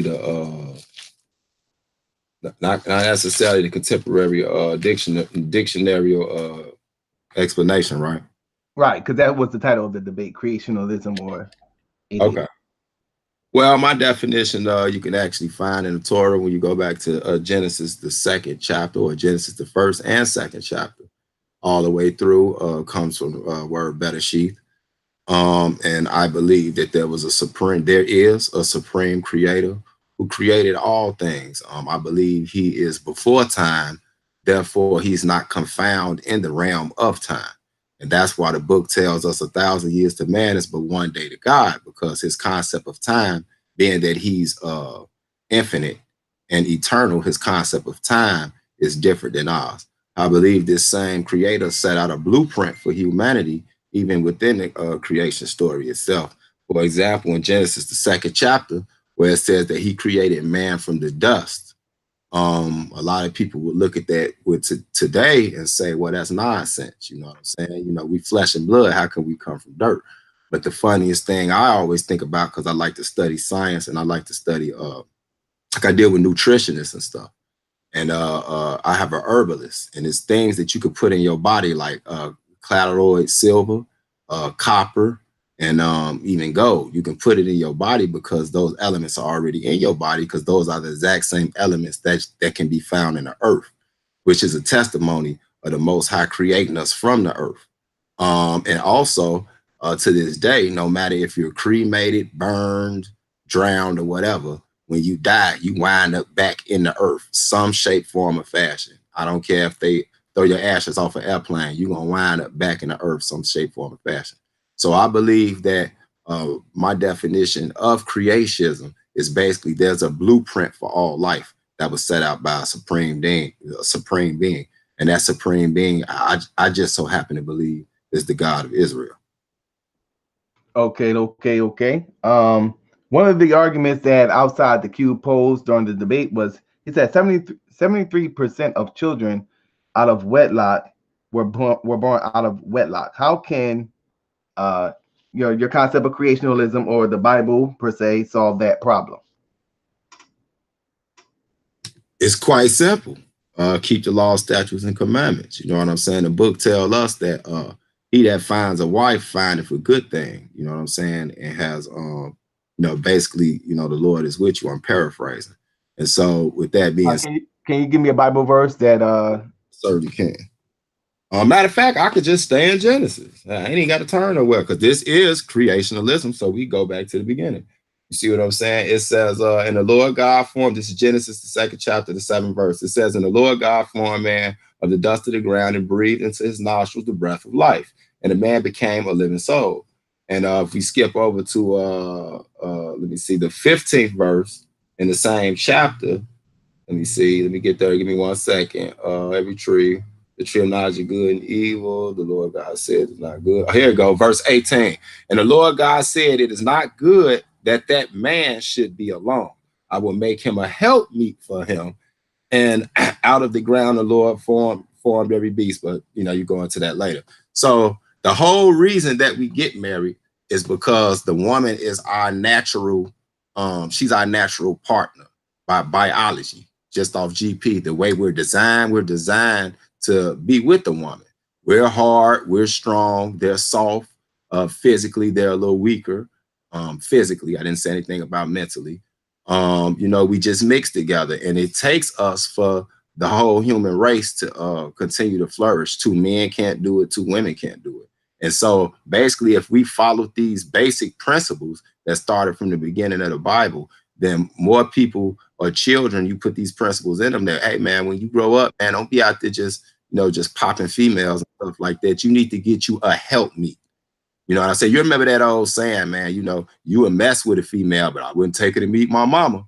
Well, if you don't take her to meet your mama, then don't mess with her, because you need a woman that you can be with for the rest of your life and help you build a family. So if we follow the scriptures, our communities will be better. In turn, our that 73% would drop. No doubt. All right. Another argument that he was posing outside the cube, he said, where was God at when 37 million people died?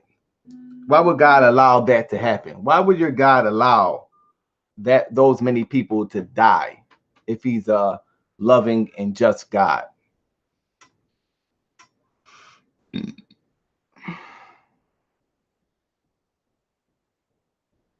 That's for outside the cube. I mean, that's for you, Brother MIKHA'EL. Yeah, when he asked me that question, I went to Isaiah the 57th chapter, and Isaiah the 57th chapter, it tells you that the righteous perish, and like basically people that you would call good, they die, and the Lord take them away, and no man consider. You know what I'm saying? That this is all in the greater scheme of things. Some people like to say words, secular people usually like to say things like population control. Well, you got to think of it this way. If somebody got to live and somebody got to die, somebody got to fill those roles. And all the time, it don't mean that the people that died or even died a horrible death are wicked or evil people.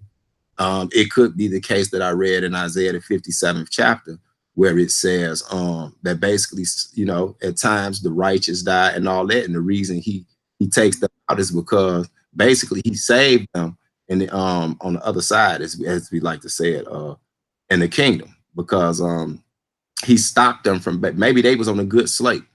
You know what I'm saying? So they got through in there because they didn't get time to mess up and wind up in a lake of fire. So that's my answer for that.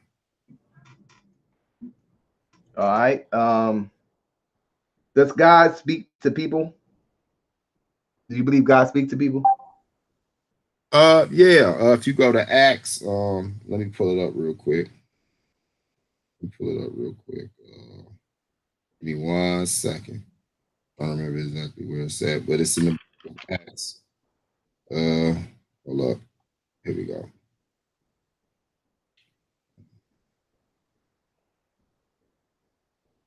Matter of fact, it's a couple of them I could use.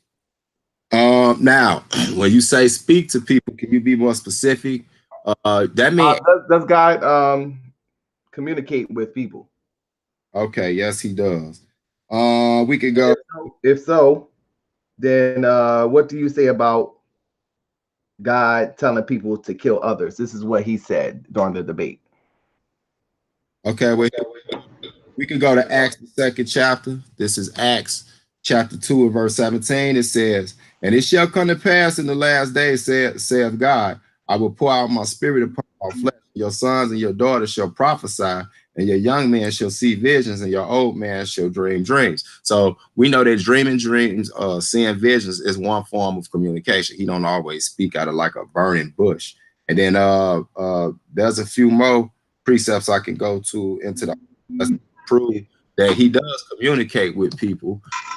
All right, so if he communicates with people, what do you say about God telling people to kill people? He gave an example of a person killing a person, and he said that God told them to do that. What do you have to say about that? Well, that's why the scriptures tell us to test the spirit by the spirit, because God is not the only one that talks to people. There is as we all know, there's also a deity out there called Ha-Shaitan, or Satan. Satan also has some influence in this world. So just because somebody told you it was God, don't mean that it was God, in fact, because in the book it tells us that Satan comes as an angel of light. So that's how he deceived people. So it could be God or it could be the devil. Okay. All right. With that being said, we're going to now move over to, let me see if there's any more questions. Okay, if you were God, what would you do? This is still MIKHA'EL. Yo, hold on a second. Hold on a second.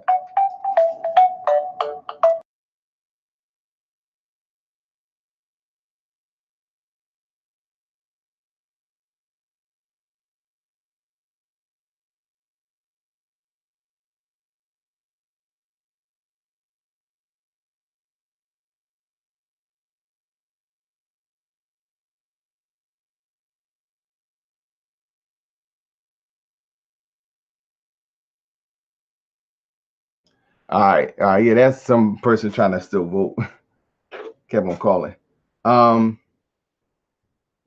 Okay, this is still for MIKHA'EL. He said, if you were God, what would you do? He gave the examples of Deuteronomy chapter 21, verses 18 to 21. And it says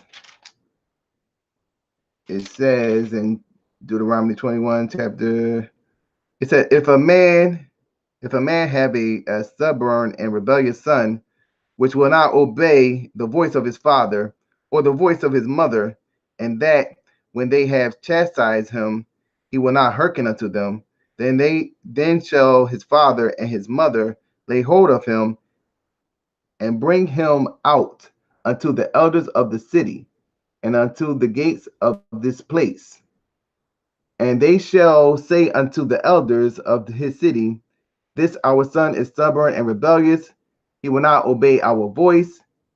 He is a glutton and a drunkard.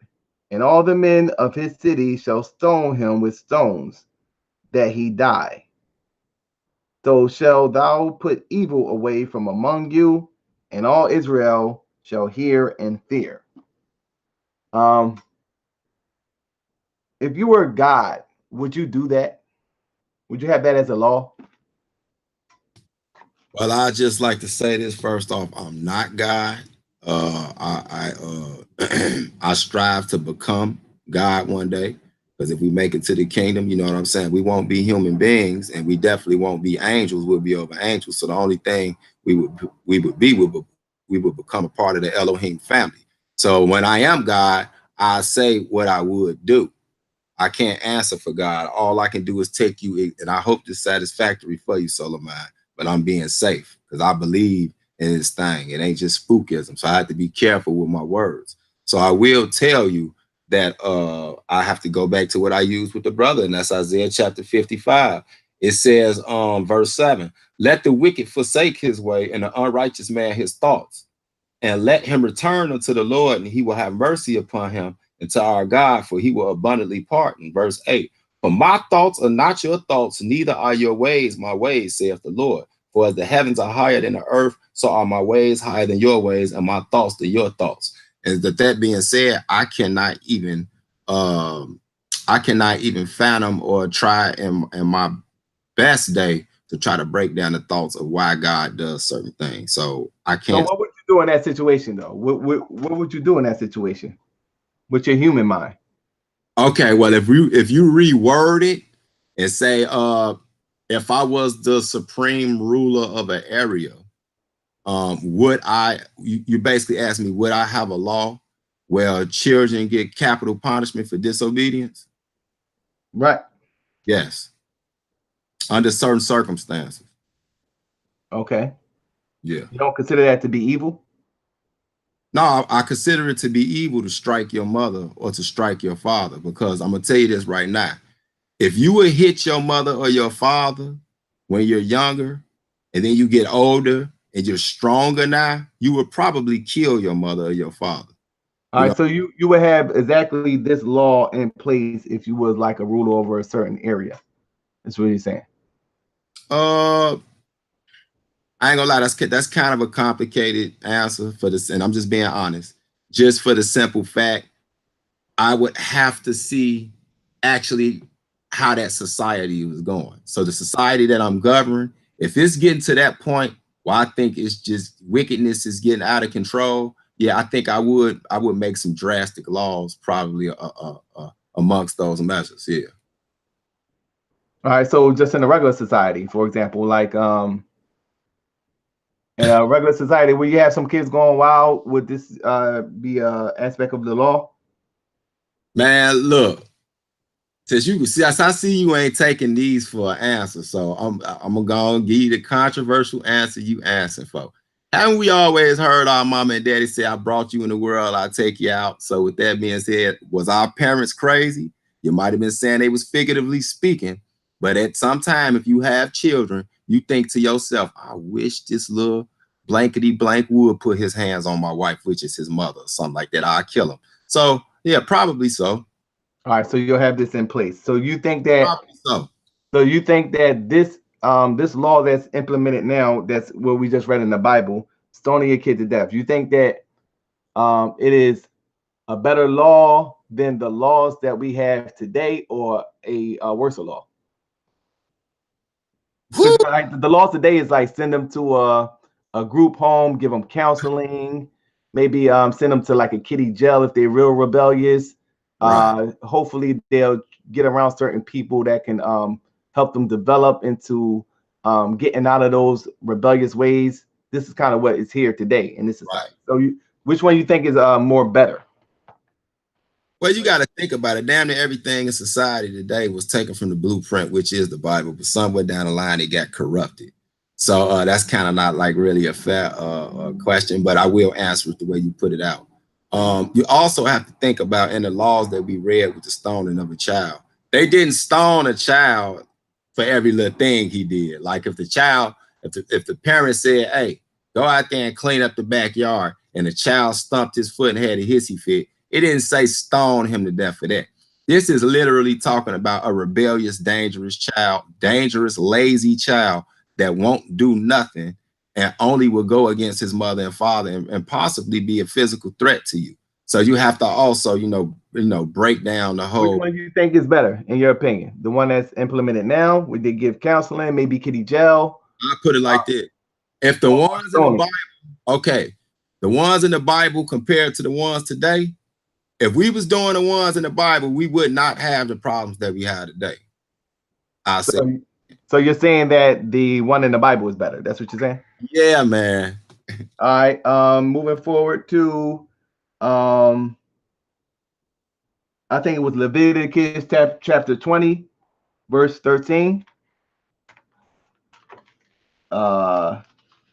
He said that you know what I gotta do? I gotta start giving the people time. And this is a sidebar real quick. Because I see people still calling in. Sometimes they have a little delay on their YouTube.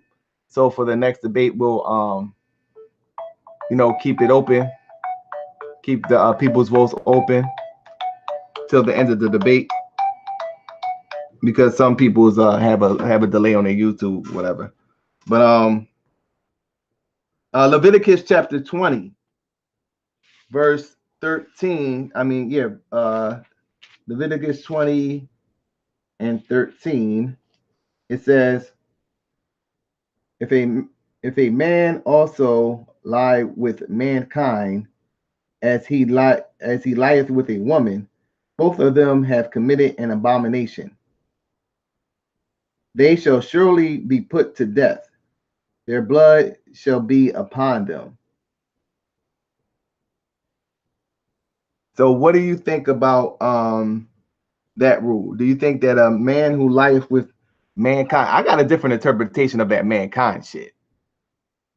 You know, me personally, but he I guess that's insinuating another man, but no, that's talking about like a different form of human. That's what I personally think that is. When it says mankind, it would have just said man if it was talking about another man, right? But anyway, just entertaining that, because that's the argument that he was making. Okay. Do you believe that we should kill homosexuals? Do you agree with that? Well, first off, you know how I do it. With being that we went here, let's also put it in context for the simple fact that and just to answer your question, with that land with mankind, well, it also says as thou lay with womankind. So it's talking about male and female, and you can actually find it in a couple of other spots. But and the reason it says mankind or womankind, because it could be a young woman, it could be a middle-aged woman, it could be an older woman. So it didn't say like a maiden, which is a young woman. That's specific. So the Bible reads like that. You have to, you know, really get all into it to see why it reads that way, because it's covering the whole vast thing and not just one certain demographic of men and women. So let me go back. Let's go to Leviticus chapter. Let's go to Leviticus chapter. What was that you was reading? 20, right? Yeah. So that's 20 and 13. Let's also look at the other things that he said. He said, if a man lie with his daughter-in-law, both of them should surely be put to death. They have wrought confusion. They brought confusion. Their blood shall be upon them. So we know if incest is going on, now the land is just confused, because that means anything goes. If you can sleep with the same sex, then eventually you'll sleep with your sister, or you'll sleep with your mother. And also we can scoot down to verse 15. Look what eventually happens if you keep allowing homosexuality to spread. Look, and I believe this even today. So to answer your question, yes, I would be with this. Listen to this. Verse 15. And if a man lie with the beast, he shall surely be put to death, and ye shall slay the beast also. Poor beast, because the beast ain't had nothing to do with it, but now he's been corrupted.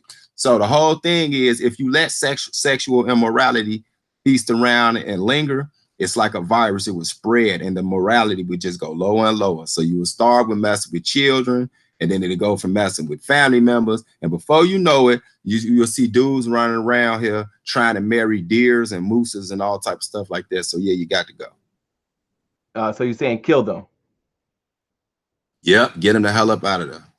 And you think that that killing them, which one you think that would be better, to kill them or do, for example, what we do in this society here in America? Well, of course, it goes back to what the brother asked me earlier in his crossfire. I know you heard it. But basically, I had to show them the comparison of the societies that we live in. If we were under ancient Israelite society, that's how I would have did it, for the simple reason I understood that we killed them. Why? Because it was a public display. So if you do it as a public display, then other people knew it would be a penalty for that type of action, and we're not tolerating it because, like it says, it spreads confusion. Now, being that one of the examples I used was when they brought the woman that was accused of committing adultery amongst the Messiah, the Mashiach, Jesus Christ, They brought him to her and accused her of adultery, but they didn't bring the man. So they showed that their judgment was not fair, it wasn't balanced, it was unequal. You know what I'm saying? So he took that judgment for us. That being said, we're in a society today where we don't have that judgment. So today I would have to go with what society has set up as the initial option until we get back to the land. Okay, no doubt, no doubt. So you're saying that you should kill them, and you think that that will be the better solution as opposed to what we do in this society, you know, whether it's accepting them and allowing them to be homosexual. No, I said if we were in the land, that's what would be better. That's what I would have did, because we wouldn't have been to this point. But I know. I mean, what do you feel is? I mean, what do you feel as though is the more better solution? I feel that kill them, or to allow them to express themselves how they feel as though they want to express themselves, as what we do in modern society. Well, like I'm saying, in modern society, being that we cannot pass out capital punishment, I think it's best for them to repent. Yeah, send them off somewhere. Let them, you know, let them try to change their life or whatever. You know what I'm saying? That's what I would do today. So no, I'm saying, which one you think is better, the one in the Bible or what we do today? Oh, eliminate all evil at any cost, destroy it. So you think the Bible has the better solution? Yes. Okay. And last but not least, he said Isaiah chapter 66 verse 17. It says, "They that sanctify themselves and purify themselves in the gardens behind one tree, in the midst eating swine's flesh, and the abomination and the mouse shall be consumed together, saith the Lord." So, according to this, I guess insinuating killing, and you could correct me if I'm wrong, for eating swine. Is that what you get out of that verse? Yeah, that's what you get out of there. Okay, so with that being said, do you think that killing people for eating swine, you think that if you was control over an area, would you implement that rule? Again, if you go back to the 65th chapter before that, it gets even deeper. And so I'm answering your question, but I'm just putting a little mustard on it. It says, I have spread out my hands all day unto a rebellious people, which have walked in a way that was not good. Eating swine and all that type of stuff is not good for you. And then you teach it to your children. And so here you go, after their own thoughts, of people that provoke me to anger continually to my face, and sacrifice in the gardens, burning incense upon altars and brick. I'm almost through. It said, which remain amongst the graves and lodge in the monuments, which eat swine's flesh and broth of abominable things in their vessels. So it's even unclean soups and stuff and juices that come off the pork and all that type of stuff. So with that being said, if this is a rebellious people, I understand. I could put it like this. I understand in context why God is going to destroy people for eating swine and all that, because if you read the other scriptures, even you go to the New Testament, say many will come in my name, and the name of Christ, but and it also tells you that many will profess the love. My question, brother, was, would you implement that rule in your? You had to cut me, bro. Yeah, I had to cut me, but I got long-winded. Yes. Okay.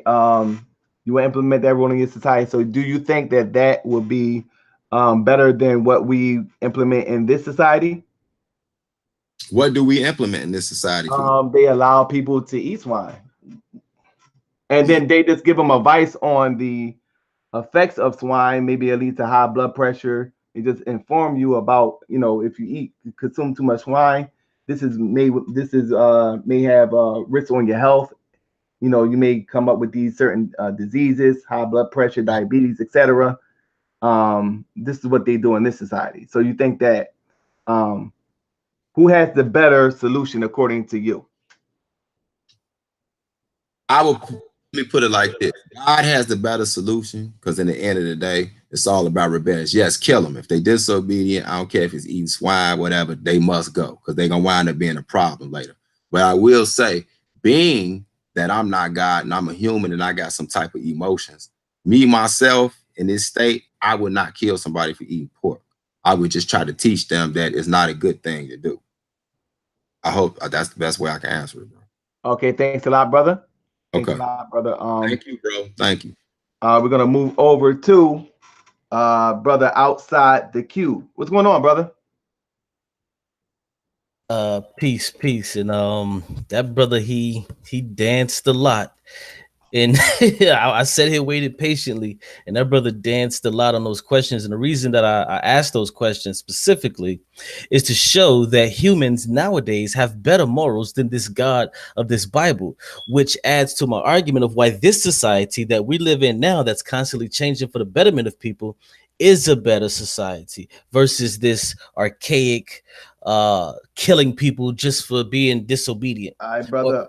My first question that the brother MIKHA'EL posed, he posed an argument. He suggested that, well, can you find one black atheist in African society?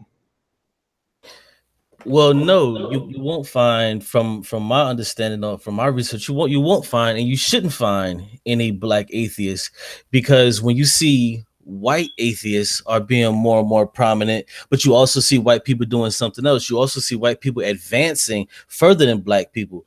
So if it takes 100 years after white people to create a car, and then black people in Africa finally create a car, it shows you that they're behind.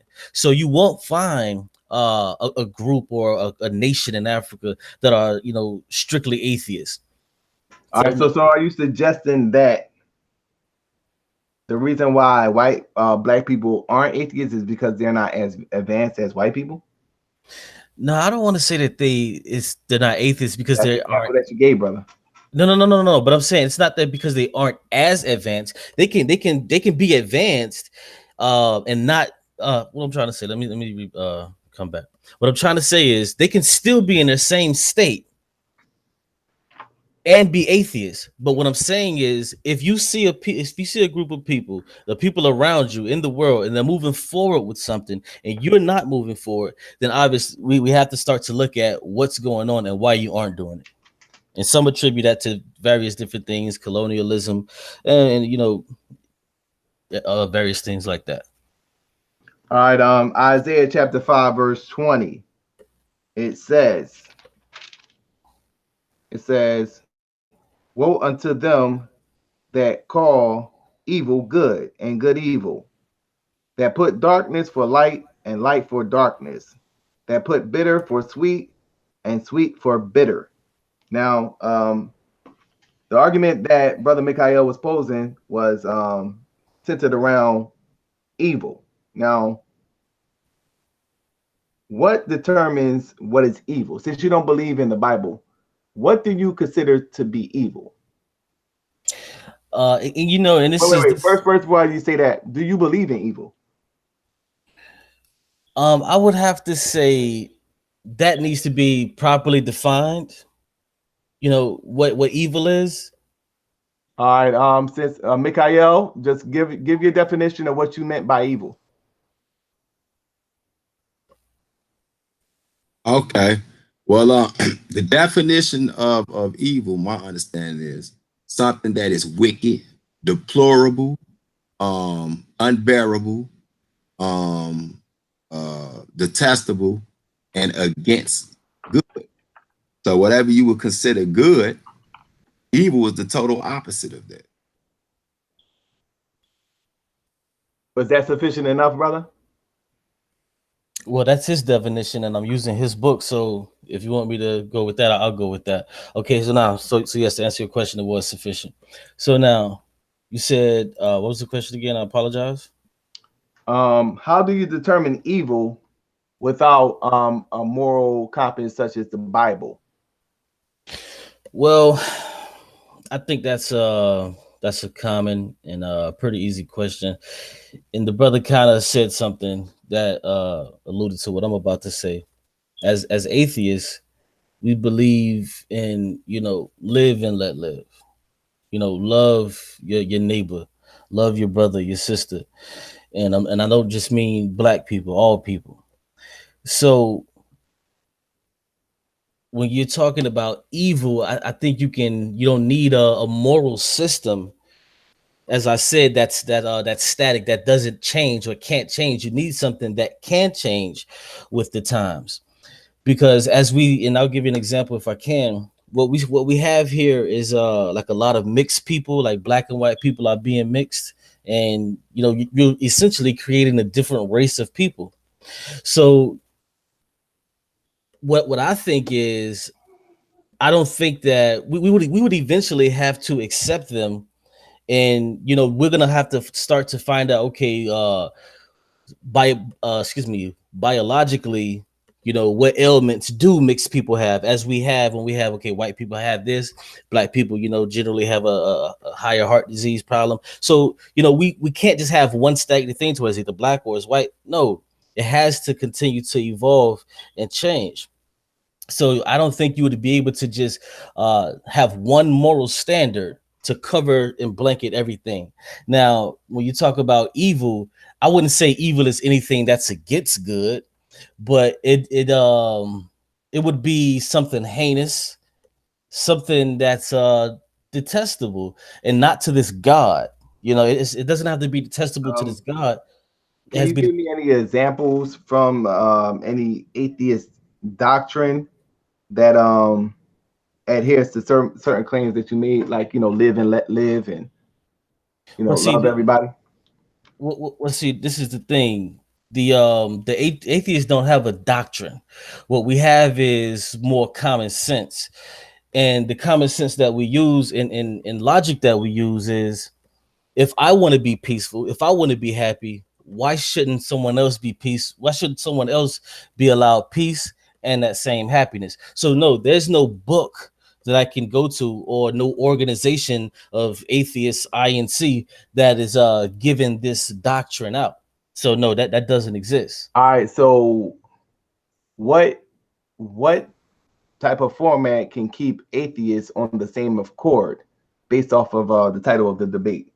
Because what you consider to be good may not be different to, let's say, a Exactly. person that's an Exactly. atheist that is a cannibal, for example.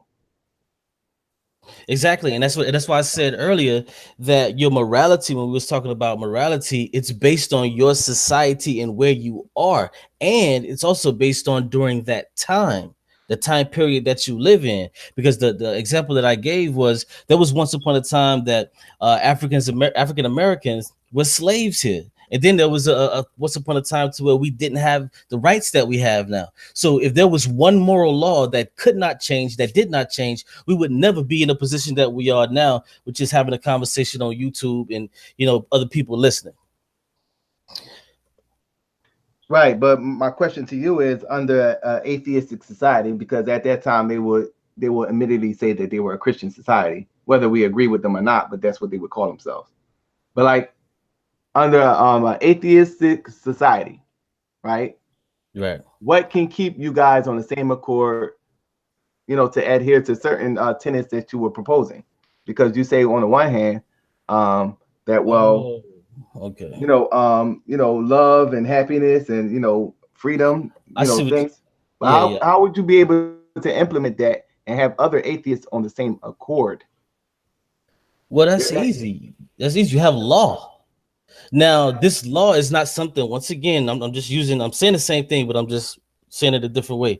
You have law. Now, this law isn't coming from some God. This law is coming from the society that you live in. So another example of what I'm saying is, currently I live in the state of North Carolina. There's different laws that are even in South Carolina, that are in Tennessee, California. So you must have something in order which that people follow, but it's only dictated by the society, as well as and then also it changes even when you go deep. It changes on the city level.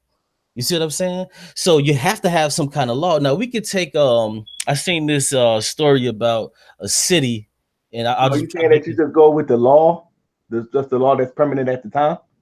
say that again.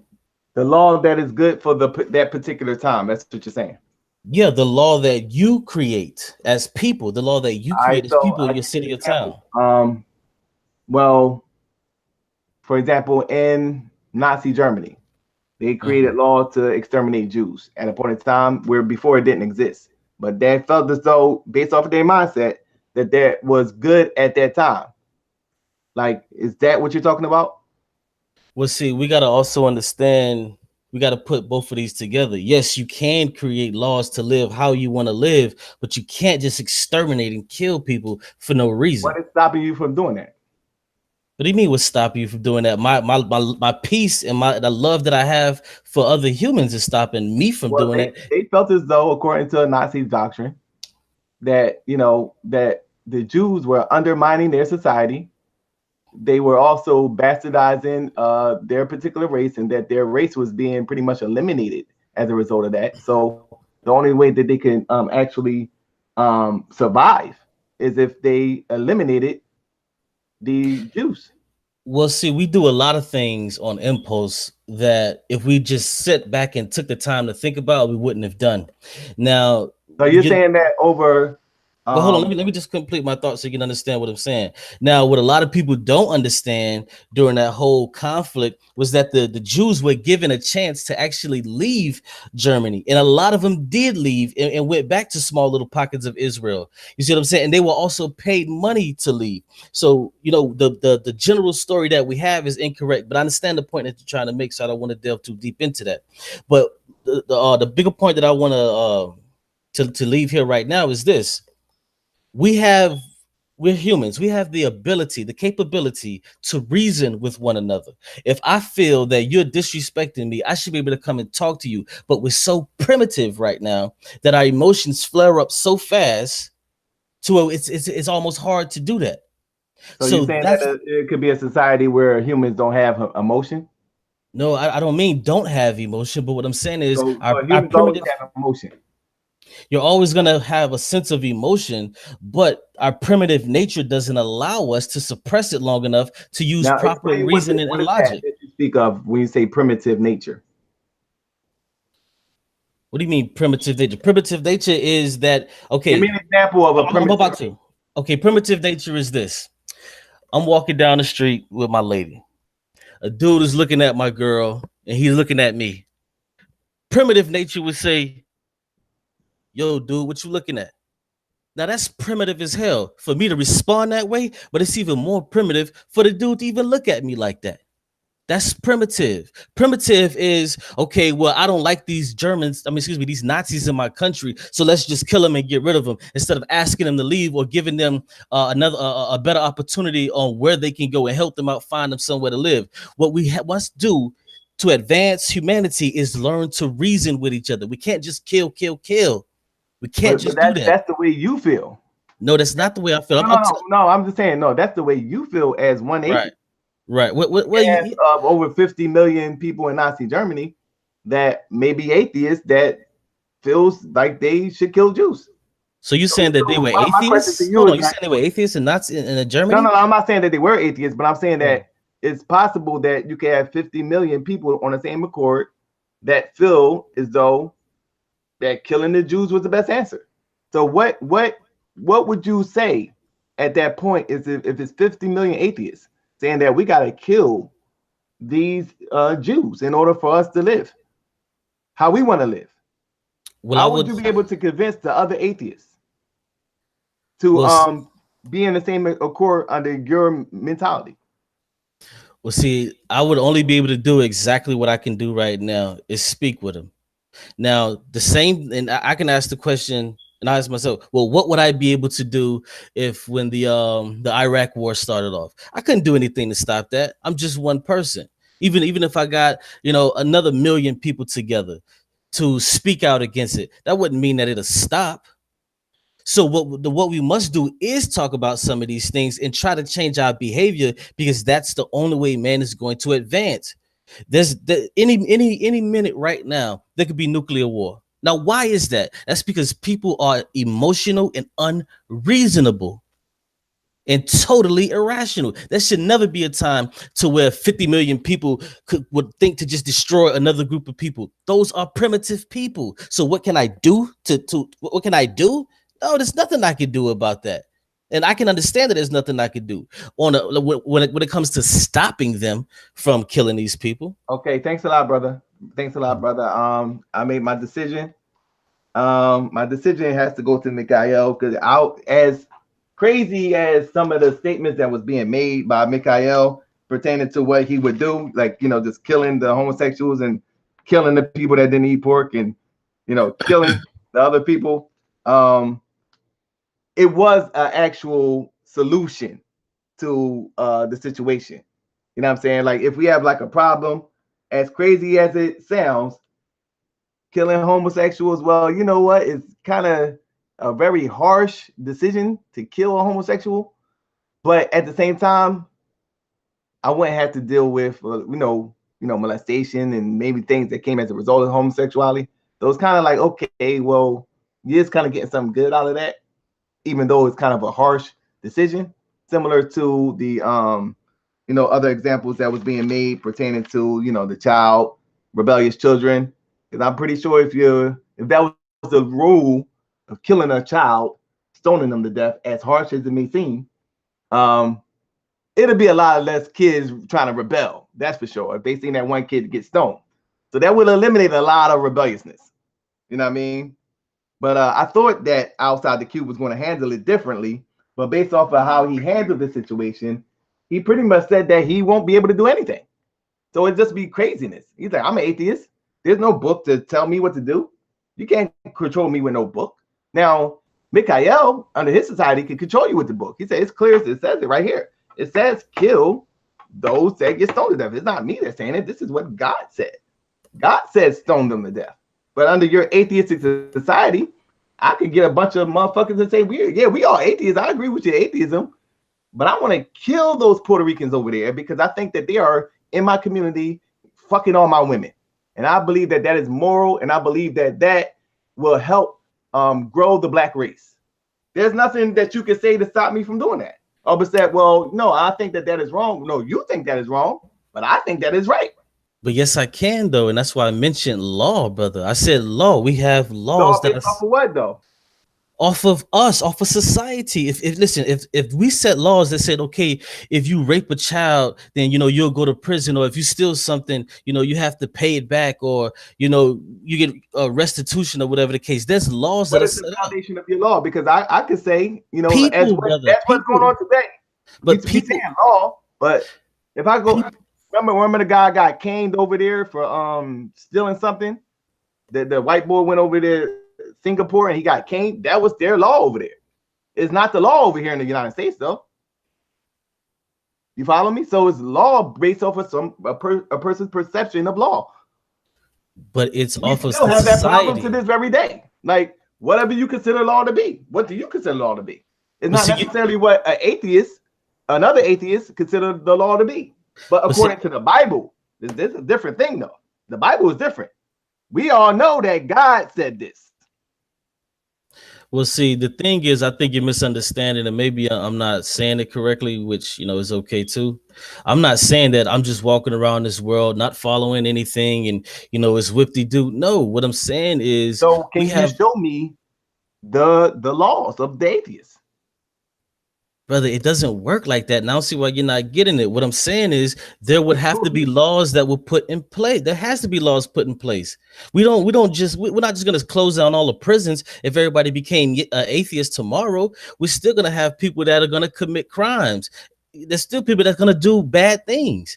So, of course, you have to have some kind of law there. But what I'm saying is you don't have to kill people for things of being disobedient. We're focusing on helping people to try to make better human beings. Why? Why make better human beings? Because why shouldn't I have, like, there's no God. Okay. So I'm taking it that there's no God, there's no heaven, no hell. Okay. What is stopping me from killing somebody? Well, nothing's stopping you from killing nobody, and nothing's stopping you now from killing anybody. No. I mean, if I believe that I'm going to hell for killing somebody, that would stop me from killing somebody. Okay, if you believe that you're going to jail or prison for killing somebody, or possibly get the death penalty, that would stop you too. Yeah, I agree with that. So I don't get what you're saying. I'm saying the same exact thing, except this doesn't come from God. And what I'm doing, we're trying to rehabilitate people. That's what I'm saying, and make better humans to make better decisions. We don't have that now, and especially in America, we have a huge rate of recidivism to where they bring people to the prisons, throw them back out, bring them back into the prisons. What's stopping them from doing that, though? What you mean? What's stopping them from doing what? from doing what they do. Who?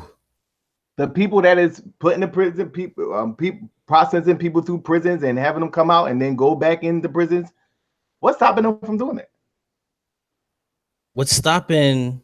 Yeah, in their society, the people that control the society, they implement laws that may not necessarily be nothing's stopping them. Nothing's stopping them. No. They implement laws that's not necessarily fair to another person. Well, it's incumbent upon the people to vote for these laws, and if the people feel this way, then that's how everything gets done. So what under the atheistic doctrine says that? You keep saying atheistic doctrine, and everybody says that there is no atheistic doctrine. And there is no the book, problem, brother. That's the problem. You chose the debate, not me. Okay.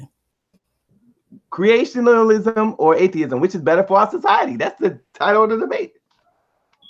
So yeah, I'm assuming that you had something that you was going to present, like, okay, atheists believe that it should be, I mean, atheism been out for a while. Y'all should at least have some type of doctrine that y'all can say, well, this is what atheists, actually, some universal shit or whatever we do's or don'ts. Not necessarily a belief in anything, but, we're against this or that. So you don't have that. You chose the debate, brother. So with that being said, I give my vote to MIKHA'EL. Shout out to both debaters. If you want to check out the website, is in the description box below. SolarMind123 wixsite.com. Tomorrow we'll have Gorilla Hebrew. He'll be in the building with G-Con. The title of that debate will be Who Were the Gentiles That Paul Was Writing To? That'll be this Friday, tomorrow, 9 p.m. Eastern Time. With that being said, we'll be on probably in a couple of hours, maybe 6 o'clock. With day, I believe, 18 of Garfield A. Reed, The Agent of Capitalism, featuring Lex Vortex. So with that being said, shout out to the chat room. Once again, shout out to the debaters. This is your boy Solar Mind signing out. Peace.